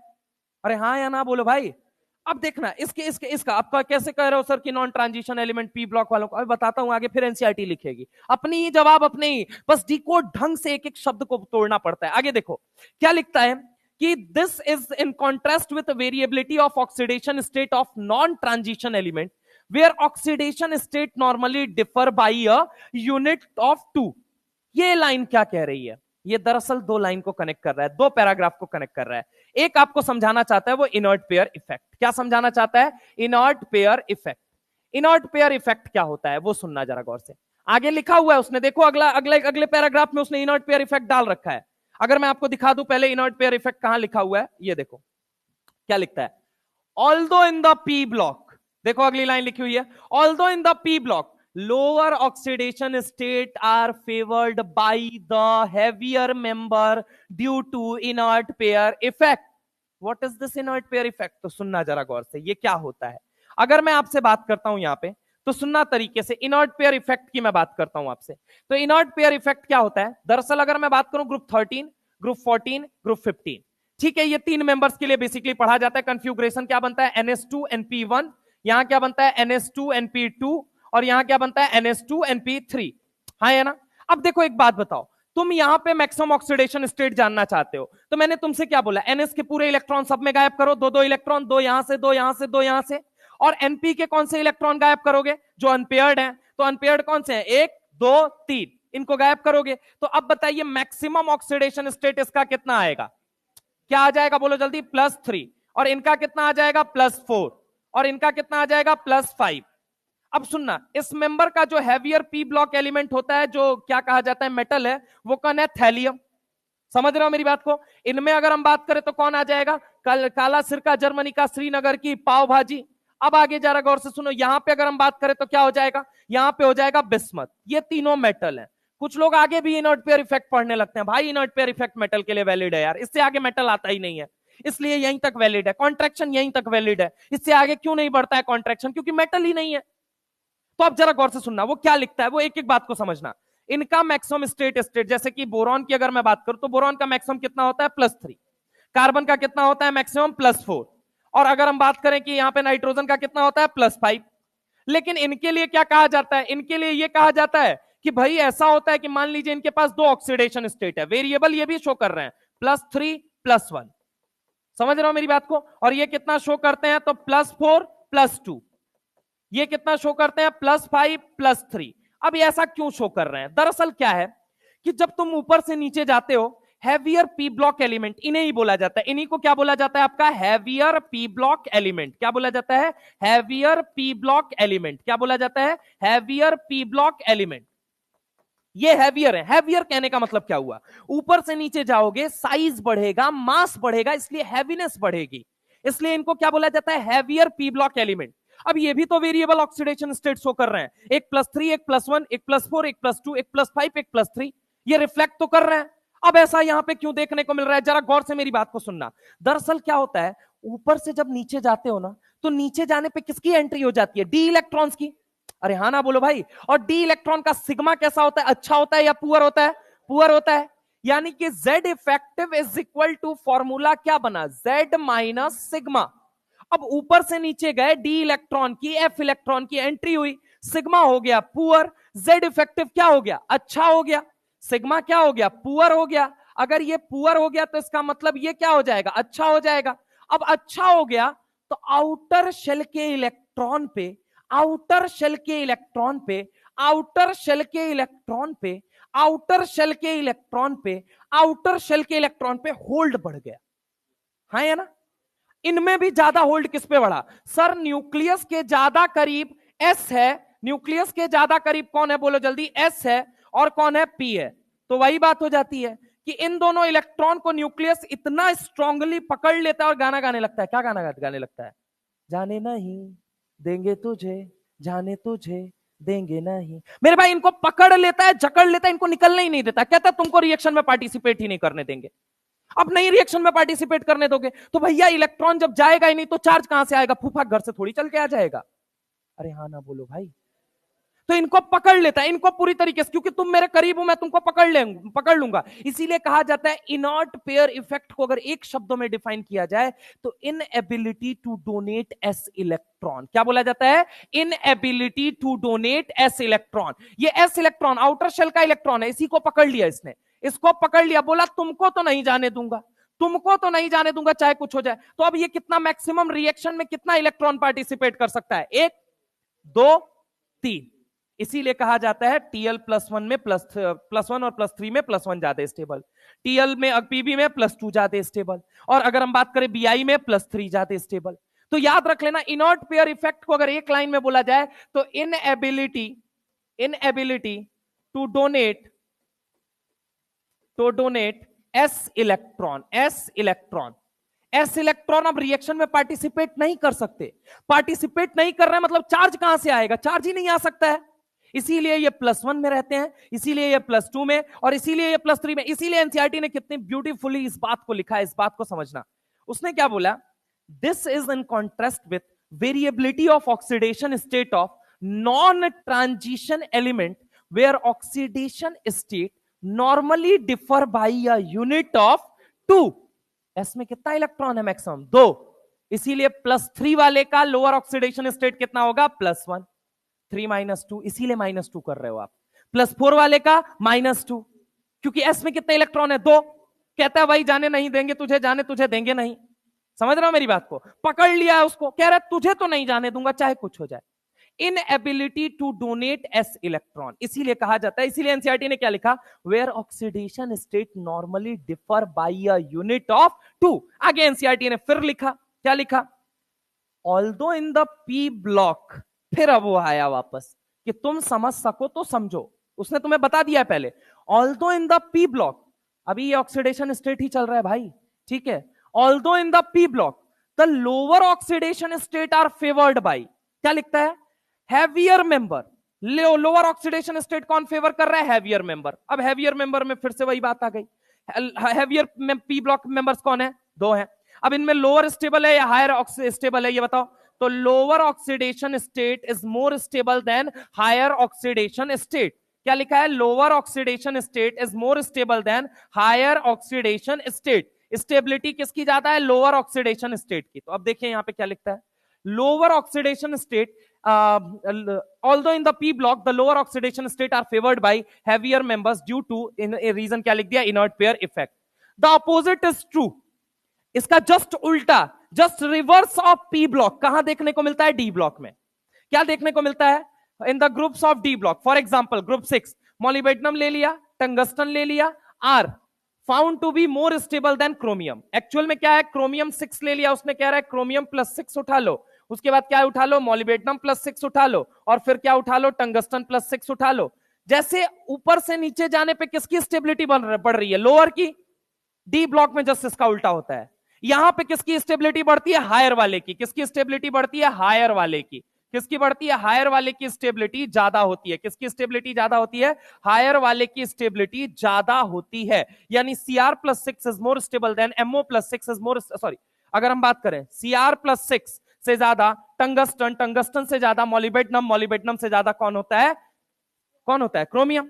अब एक बात तो, क्रोमियम अच्छा मेटेलिक बॉन्डिंग करेगा या टंगस्टन अच्छा मेटेलिक बॉन्डिंग करेगा? टंगस्टन। बल्ब के अंदर टंगस्टन क्यों यूज किया जाता है? क्योंकि मेटेलिक बॉन्डिंग अच्छी है, मेल्टिंग पॉइंट ज्यादा है, और इसीलिए फिलामेंट बल्ब के अंदर किसका उपयोग किया जाता है? टंगस्टन का। आगे अगर हम बात करते हैं 10, chromium 6 in form of dichromate in acidic medium. क्या बोलता है? अब देखो, तुमको मैंने बोला था K2Cr2O7 एक अच्छा ऑक्सीडाइजिंग एजेंट है, लेकिन मीडियम कौन सा लेना है आपको? एसिडिक। KMnO4 एसिडिक में भी है, बेसिक में भी है, न्यूट्रल में भी है। तो यहां पे क्या लिखता है? 10 chromium 6 in form of dichromate. क्या लिखा उसने? डाइक्रोमेट इन एसिडिक मीडियम। एनसीईआरटी ने ही लिखा है। एसिडिक मीडियम में सिर्फ किसकी तरह वो काम करता है? Strong oxidising agent. क्या काम करता है? बोलो जल्दी। Strong oxidising agent. किसकी तरह काम करता है? Strong oxidising agent. ये बात पहले लिखवा रखी है, जाके पीछे देखो और मार्क करो वहां पे कि K2Cr2O7 work as oxidising agent only in कौन से मीडियम के अंदर? एसिडिक मीडियम के अंदर। आगे क्या लिखता है? Whereas MO3 and WO3 are not. Reason नहीं लिखा उसने, चुप हो गया। मेरा सवाल है, सवाल यहां पे मैंने डाल दिया। यहां पे एक सवाल है मेरा। सवाल क्या है? सुनना, उसने एक्चुअल में जवाब दे दिया, तुमने जवाब को पकड़ा ही नहीं है। सवाल क्या है? In form of dichromate chromium 6 is a strong oxidising agent in acidic medium. इसीलिए कह रहा हूं एक को सवाल छोड़ना मत, क्योंकि सवाल कहीं ना कहीं उसके टॉपिक को ही मैंने एक्सप्लेन करने के लिए निकाला है। ठीक है, तो लिखना, ये देखो, इन फॉर्म ऑफ डाइक्रोमेट, ये एक्चुअल में एनसीईआरटी की लाइन है। Chromium 6 is a strong oxidising agent in acidic medium, but MO6 and MO3 in MO3 and WO6 in WO3 are not, because chromium 6 is more stable than MO6 and W6। Answer क्या है? गलत है कि नहीं है? MO6 and W6 does not exist at all, गलत है। आगे क्या लिखता है? Higher oxidation state of heavier member of group 6 transition metal are stable. अच्छा अगला अगर देखना, lower oxidation state of heavier member. Heavier member का मतलब नीचे वालों के लिए बात कर रहा है या ऊपर वालों के लिए? नीचे वालों के। तो नीचे वालों में क्या स्टेबल होता है, हायर ऑक्सीडेशन स्टेट या लोअर ऑक्सीडेशन? कौन, हायर या लोअर? हायर। तो क्या एक बात क्या लिखता है, lower oxidation state of heavier member of group 6 transition metal are more stable. ये ट्रू है या फॉल्स है? तो आंसर क्या हो जाएगा, बोलो जल्दी। फ्री हो जाएगा। समझ रहे हो, ये एनसीईआरटी की लाइन से ही निकला हुआ सवाल है। आगे अगर हम बात करते हैं, आगे देखिएगा अब क्या लिखता है, लो ऑक्सीड, एकदम लास्ट पैराग्राफ में आके लिखता है, low oxidation state are found when a complex has a ligand capable of pi acceptor character in addition to sigma bonding. For example, कहने का मतलब क्या होता है, लिगेंड दो तरह के होते हैं। लिगेंड कितने तरह के होते हैं, दो। एक लिगेंड क्या होता है, अगर हम बात करें on the basis of donation capacity, on the basis of donation capacity मतलब जो इलेक्ट्रॉन ले भी सकता है और जो इलेक्ट्रॉन दे भी सकता है। दो तरह के हैं, एक क्लासिकल है, एक नॉन क्लासिकल। क्लासिकल वाला क्या है, क्लासिकल मतलब पौराणिक, समझ रहे हो, जो पुराना वाला है। तो पुराने जमाने में क्या माना जाता था कि लिगेंड सिर्फ इलेक्ट्रॉन देता है, और नए जमाने का लिगेंड क्या बोलने लगा, नहीं ये नए जमाने का लिगेंड है, ये देता भी और लेता भी है। समझ रहे हो मेरी बात को? तो अगर हम बात करें नॉन क्लासिकल लिगेंड की, किसकी बात करते हैं, नॉन क्लासिकल। किसकी बात करते हैं, नॉन क्लासिकल। यानी कि यहां पे लिगेंड इलेक्ट्रॉन देता भी है, इलेक्ट्रॉन देता भी है, देता भी है और देता है भी है। तो इसके जरिए क्या बनाता है, ये सिग्मा बॉन्ड। क्या बनाता है, बोलो जल्दी, सिग्मा बॉन्ड। और इलेक्ट्रॉन चूंकि लेता भी है, ये क्या करता है, बोलो जल्दी, इलेक्ट्रॉन लेता भी है। हा? क्या हुआ, कुछ कहना चाहते हो? हा? लेने देने वाला, यस, इलेक्ट्रॉन लेता भी है। सुनो अब इधर देखो, ए भाई भाई भाई भाई इधर देख लो यार, कंसंट्रेशन एक बार टूटा ना, एक पॉइंट खट से निकल जाएगा। इधर सुनो, पाई बॉन्ड समझने की कोशिश करना, लेना देना बाद में। इधर देखो, अभी पहले लिगेंड इलेक्ट्रॉन, ये नए जमाने का जो नॉन क्लासिकल, अगर हम बात करें जो नॉन क्लासिकल मतलब जो पौराणिक नहीं है, वो क्या कहता है कि इलेक्ट्रॉन लूंगा भी और इलेक्ट्रॉन दूंगा भी। लेने से वो क्या बनाता है, पहले देने से पहले देखते हैं, देने से क्या बनाता है, सिग्मा बॉन्ड, और लेने से क्या बनाता है, पाई बॉन्ड। अब दरअसल इसमें जो सीओ लिखा गया है ना, तो 4 न्यूट्रल लिगेंड होते हैं अपनी केमिस्ट्री में। कितने होते हैं, 4। कौन कौन से, H2O जिनको प्यार से क्या बोला जाता है, एक्वा। एक होता है NH3 जिनको क्या बोला जाता है, अमीन। क्या बोला जाता है, अमीन। अब इसके बाद से अगर हम बोले कार्बोनिल, एक होता है कार्बोनिल, एक होता है कार्बोनिल, और एक कौन सा होता है, नाइट्रोसिल। एक कौन सा होता है, नाइट्रोसिल। ये 4 अपने केमिस्ट्री में कौन से हैं बेसिकली। वैसे तो और भी होता है, फॉस्फीन होता है, ट्राइफिनाइल फॉस्फीन होता है, पाइरिडीन होता है, और भी उठा लो, पाई डाई पाई ट्राई पाई, EN BN TN PN डायन ट्राइन, जितना उठाना है उठा लो। लेकिन हम अगर बात करें 4 जो आपको याद रखना है, वो कौन याद रखना है, ये 4 याद रखने हैं, H2O NH3 CO और NO, ये 4 होते हैं। अब देखो CO यहां पे जुड़ा हुआ है, इसकी वजह से चार्ज कितना आया, 0। तो इस पे भी चार्ज कितना आएगा, 0। चार्ज CO कितना है, 5। 5 से क्या मतलब है, चार्ज नहीं है तो 0 होगा, और ये भी क्या होगा, 0 होगा। द ऑक्सीडेशन स्टेट ऑफ निकल एंड आयरन इज 0। अब यहाँ पे ट्रांजिशन एलिमेंट सो 0 ऑक्सीडेशन इन मेटल कार्बोनिल्स, ये लाइन बना के वो आपसे सवाल बनाएगा। क्या कौन कौन से होते हैं, NiCO4 एंड FeCO का होल 5।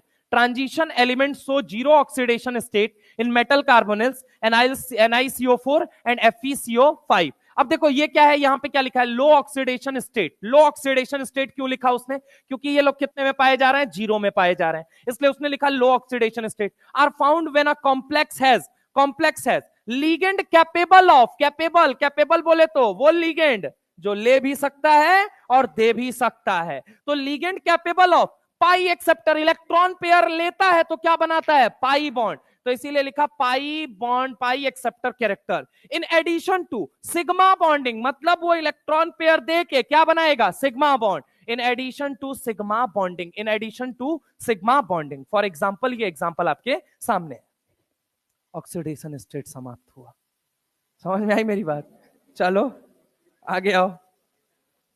अब देखो, अब अपने को क्या पता होता है, हायर ऑक्सीडेशन स्टेट जो होता है ना, वो +7 में एग्जिस्ट करता है। नहीं, एनसीईआरटी ने बड़े चुपके से, आप एक्सरसाइज के जब सवाल लगाएंगे तो पता चलेगा कि सबसे ज्यादा जो हायर ऑक्सीडेशन स्टेट स्टेबल होता है वो +8 में स्टेबल होता है। कहां पे, अगर हम बात करें ऑस्मियम और रुथोडियम। अब इस पे सवाल बनाएगा। अब एक चीज से समझना, on moving period stability of higher oxidation state decreases.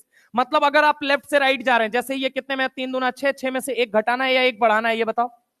एक बढ़ाना, नेगेटिव का मतलब क्या होता है, घटाना है। 3 दूना 6 मतलब ये +5 में है, ये कितने में है बोलो जल्दी, +5। और ये कितने में है, +6। ये कितने में है, +7। तो in on moving in a period stability of higher oxidation state हमेशा क्या करती है बोलो जल्दी, डिक्रीज। लेकिन अगर हम बात करें on moving down the group stability of higher oxidation state क्या करता है, इंक्रीज। जैसे कि Cr+6 में लिया, MO+6 में लिया, WO+6 में लिया, सबसे ज्यादा स्टेबल कौन है, WO+6। अगर हम बात करें Mn+7 में लिया, मन तक रे, ठीक है, करोड़ मोल वाला, याद रखने का तरीका, करोड़ मोल वाला मन तक रे, ठीक है। तो करोड़ मोल वाला में वाला स्टेबल है और मन तक रे में कौन स्टेबल है, रे। तो याद रखिएगा अगर आप लेफ्ट से राइट जाएंगे स्टेबिलिटी ऑफ अगर हम बात करें कि on moving in a period stability of higher oxidation state decreases, और ऊपर से नीचे आओगे तो क्या करेगा, इंक्रीजेस। ये वाली बात एनसीईआरटी ने दी और ये वाली बात छुपा ली आपसे। अब ये बोला कि आपको, अब देखना अभी सवाल बनेगा, क्या सवाल है, the +7 state of Mn is not shown by simple halide. अभी आगे आएगा, ये सिंपल हैलाइड के द्वारा नहीं शो किया जाता। कि सिंपल कहने का मतलब है MnCl7 नहीं बनता है, MnF7 नहीं बनता है, MnBr7 नहीं बनता है, MnI7 नहीं बनता है, ठीक है। However, MnO3F is known in which the oxidation state of Mn is +7। यानी कि अगर हम बात करें Mn+7 के अंदर कैसे रहता है, तो MnO3F बना के कैसे रहता है, MnO3F बना के, ये देखो Mn double bond O double bond O double bond O, और ये क्या हो गया F। इसकी वजह से चार्ज -1 -2 -2 ओवरऑल चार्ज कितना आ गया, +7। यानी मैग्नीज किस फॉर्मेट में रहता है, MnO3F के फॉर्म में रहता है। किस फॉर्म में रहता है, MnO3F के फॉर्म में। अब ये लिखता है the +7 oxidation state of Mn is not shown by simple halide. यानी कि क्या MnF7 बनता है, ये मुझे बताओ, MnF7 बनता है, नहीं बनता है। एनसीईआरटी ने ये कहना चाहा। दूसरी बात अगर हम बात करें MnCl7 बनेगा, तो आंसर है नहीं बनेगा। क्या MnBr7 बनेगा, तो आंसर है नहीं बनेगा। क्या एक बात चाहिए, MnI7 बनेगा, तो आंसर है नहीं बनेगा। तो क्या बनेगा सर, वो आगे एनसीईआरटी ही जवाब देगी, उसी से जवाब पूछते हैं। तो यहां पे जरा गौर से देखना है। सवाल ये है मेरा कि which among the following order is oxidising power is correct. Oxidising power के लिए कौन सा ऑर्डर करेक्ट है। अब इससे एक्सप्लेन होगा, इससे ये एक्सप्लेन होगा कि अगर हम बात करें stability of higher oxidation state decrease क्यों कर रही है, ये एक्सप्लेन होगा इस सवाल से। सुनो जरा गौर से, Mn को किस बात की तलब है, Mn को इस बात की तलब है मैं एनी हाउ Mn+7 से क्या बन जाऊं, +2 बन जाऊं। Cr+6 को किस बात की तलब है, तो Cr+6 को इस बात की तलब है कि मैं एनी हाउ क्या बन जाऊं, +3 बन जाऊं। और इसके लिए भाई साहब क्या करेंगे, इलेक्ट्रॉन खाएंगे। तो सवाल ये पूछा which among the following is the order of oxidising power. तो ऑक्सीडाइजिंग पावर का करेक्ट ऑर्डर आपको बताना है। तो देखो अभी तो ये कौन सा वाला दिया गया है, ये मुझे लगता है ये कौन सा दे दिया है, डाउन द ग्रुप वाला। ये देख कितने में है, +6 में, ये भी +6 में, ये भी +6 में। एक बात बता, Mn+7 से कहां आना चाहता है, +2 में। और नहीं दे सकता आंसर तुम्हारा, पीछे का तुम जाके पढ़ के आओ पहले। +7 से +2 ऑक्सीडाइजिंग पावर पूछ रहा हो, +7 से +2 क्यों आना चाहता है, कौन दोनों स्टेबल है, कौन क्या पूछ रहा है मेरे भाई, क्या +7 से +2 क्यों आना चाहता है।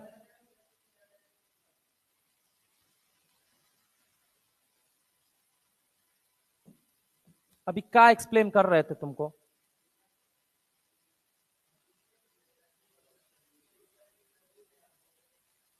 +2 और +7 में सवाल पहले पढ़ो, तुम क्या पूछ रहे हो और क्या जवाब मांगना चाह रहे हो। इस सवाल क्या पूछ रहा है,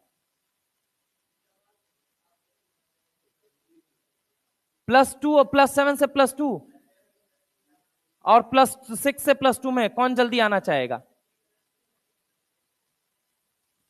+7 से ये +2 आना चाहता है। पहला सवाल तुम्हारा ये है। दूसरा सवाल क्या है और बोलो, क्योंकि भाई ये एक अच्छा ऑक्सीडाइजिंग एजेंट है। एक अच्छा ऑक्सीडाइजिंग एजेंट इलेक्ट्रॉन खाने का काम करता है और इसको पता है कि अगर मैं +7 से +2 में आऊंगा तो मैं इलेक्ट्रॉन खा के 5-5 इलेक्ट्रॉन खा के मैं स्टेबल हो जाऊंगा। इलेक्ट्रॉन गेन के दौरान एनर्जी रिलीज होगी, उस एनर्जी की वजह से मुझे स्टेबिलिटी मिलेगी।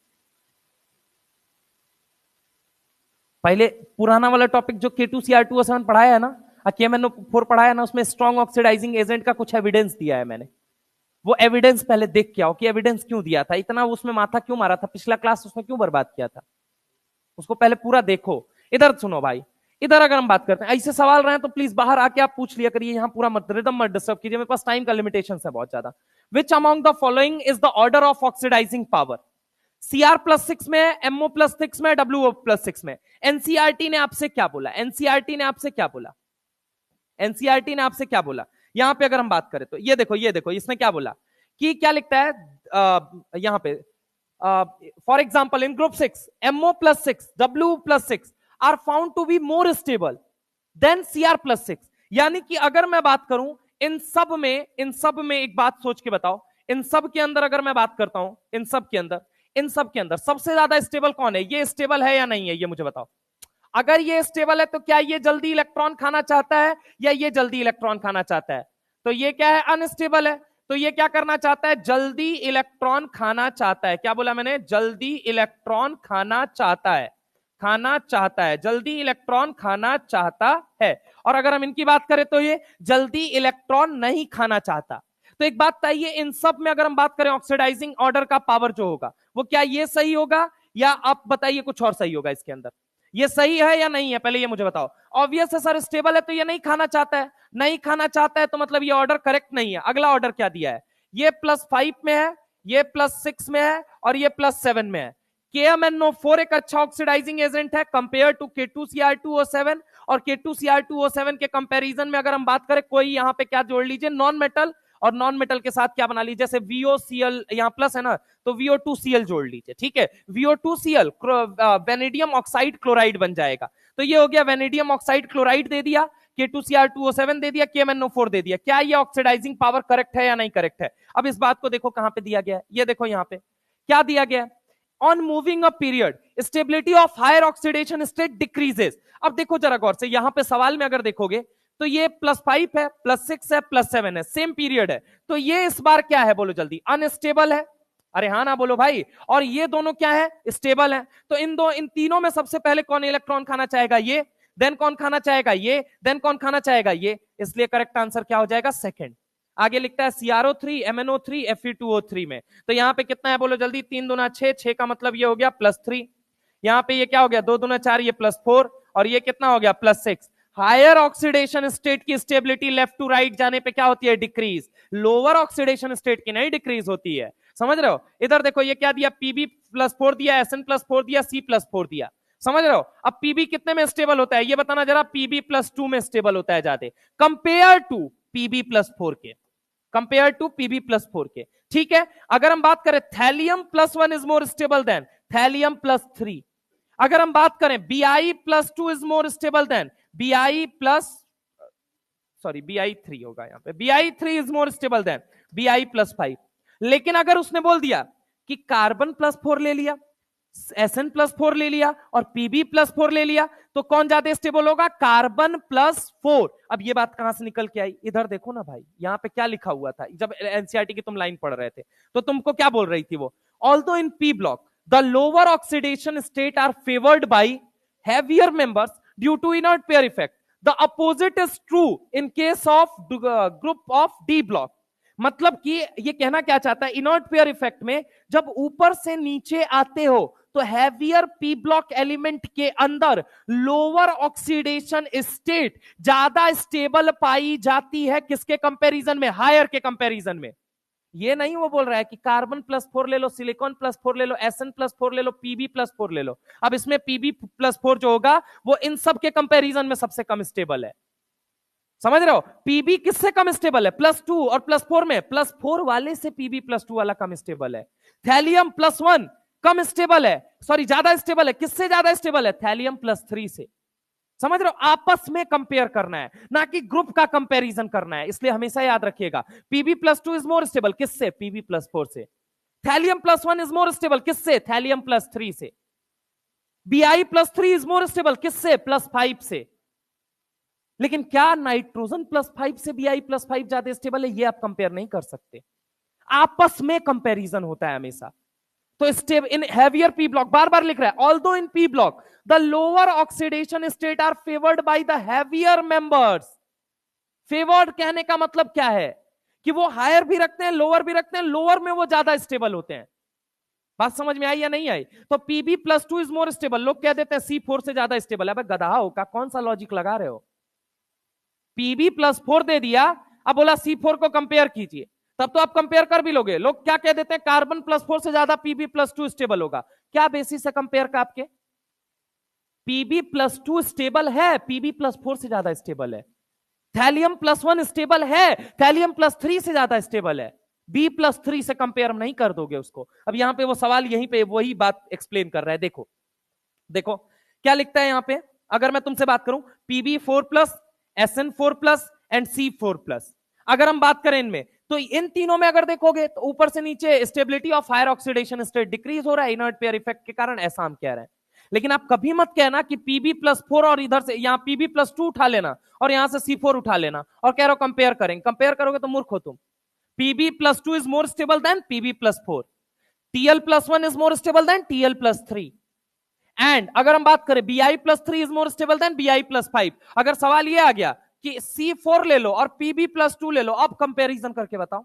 बता दो, तुम्हारी औकात तो तुम बता दो। दो लॉजिक नहीं कंपेयर कर सकते, कंपैरिजन आपस में होता है। कंपैरिजन हमेशा आपस वालों में होता है। अब अगर मान लो ये कह दिया कि हाँ C4 ले लिया, SN4 ले लिया, Pb4 ले लिया, तो जनरली क्या होता है, इनर्ट पेयर इफेक्ट ये कहता है ऊपर से नीचे जाओगे तो हायर ऑक्सीडेशन स्टेट की स्टेबिलिटी कम होगी। कॉपी के अंदर ये लाइन लिखो, देखो inert pair effect, inert pair effect ये कहता है, इनर्ट पेयर इफेक्ट ये कहता है,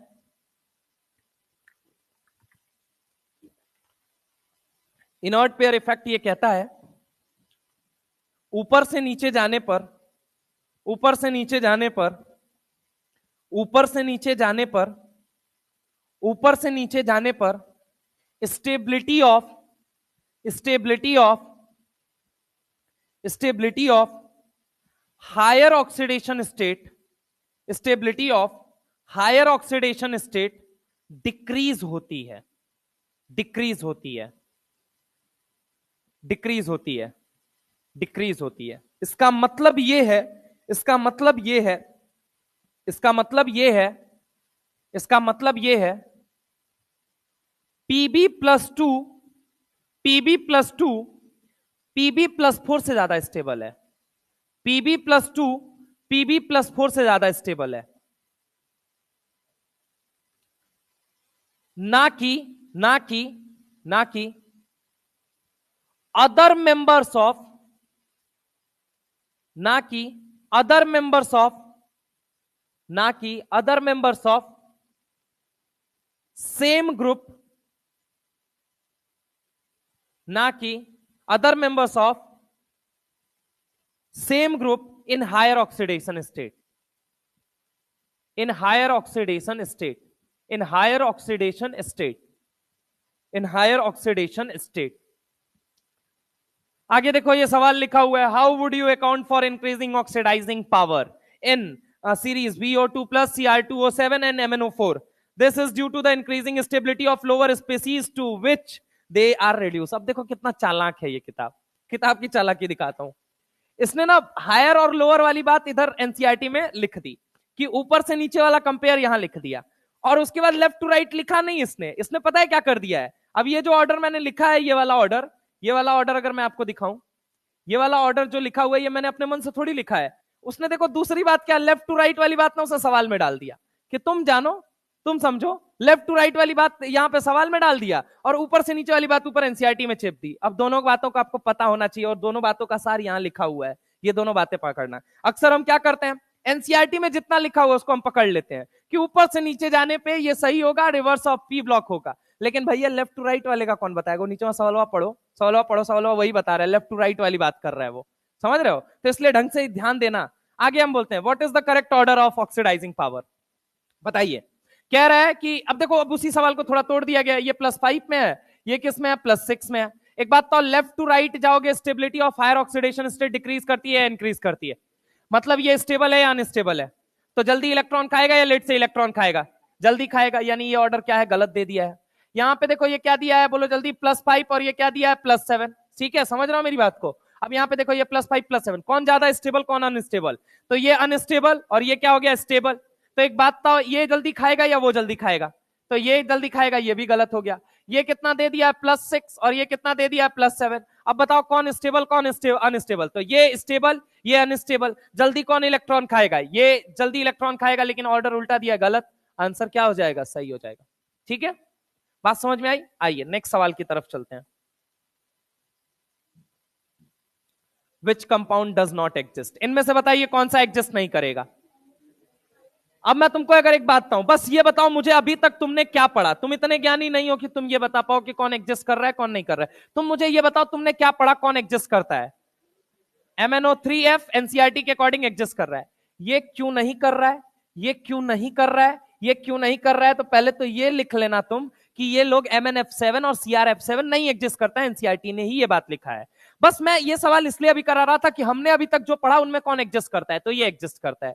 ये एनसीईआरटी की लाइन में सवाल पूछा गया। अब अगला सवाल, which of the following will show +8 oxidation state? Answer क्या हो जाएगा? क्या हो जाएगा? रूथोडियम एंड ऑस्मियम। जबकि हमको क्या याद होता है कि Mn+7, लेकिन रूथोडियम ऑस्मियम +8 में भी पाया जाता है। ठीक है, एनसीईआरटी के बैक एक्सरसाइज में जाके जब सवाल लगाओगे तब जाके पता चलेगा कि नहीं भैया ये भी यहां पे कारण है। ठीक है, चलिए आगे हम चलते हैं। तो अरुण सर 9:45 पे आ जाएंगे ना? हाँ, तो कल से छुट्टी है ना तुम लोगों की? है भाई, ऐसे पढ़ाएंगे, जिसको जाना है चले जाओ।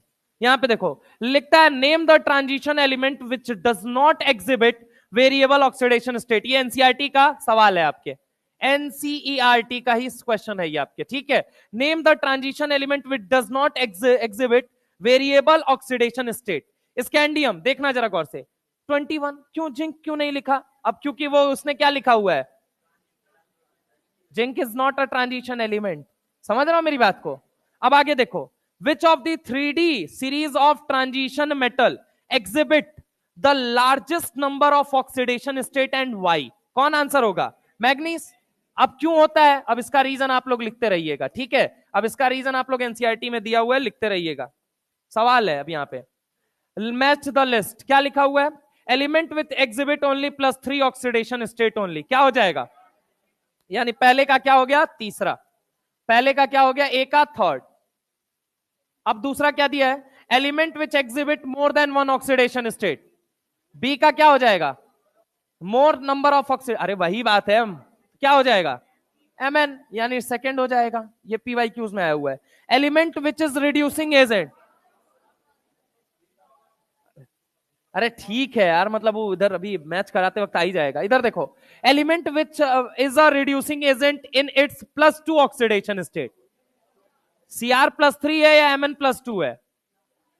Cr+2 है। क्या है बोलो जल्दी? Cr+2 बताया था, पहला सवाल ही खोले। तो ये क्या हो जाएगा? C का 4 एंड D का क्या हो जाएगा? Element which is not considered at transition element. जानबूझ के उसके बाद यही सवाल पुट किया कि ये बात आपको क्लियर हो जाए। ट्रांजिशन है, PYQ उसका सवाल है भाई। ठीक है, element which is not considered as transition element, तो क्या हो जाएगा? जिंक। यानी डी का क्या हो जाएगा? सेकंड। डी का सेकंड कहां दिख रहा है? एक जगह, एक जगह, दो जगह। ये आंसर नहीं हो सकता, ये नहीं हो सकता। ए का थर्ड कहां दिख रहा है? दोनों जगह दिख रहा है। अब एक सी वाले को पकड़ लेते हैं, सी का 4। अक्सर कोशिश करना पहला आखिरी और सी देखना, आंसर क्लियर हो जाएगा उतने में, टाइम बच जाएगा 1 सेकंड का। ट्रेंड्स आज नहीं हो पाया यार, अब तो और एक और लेक्चर खींचेगा।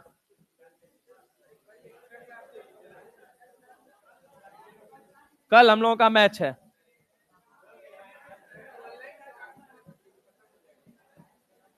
ऑनलाइन देखता हूं,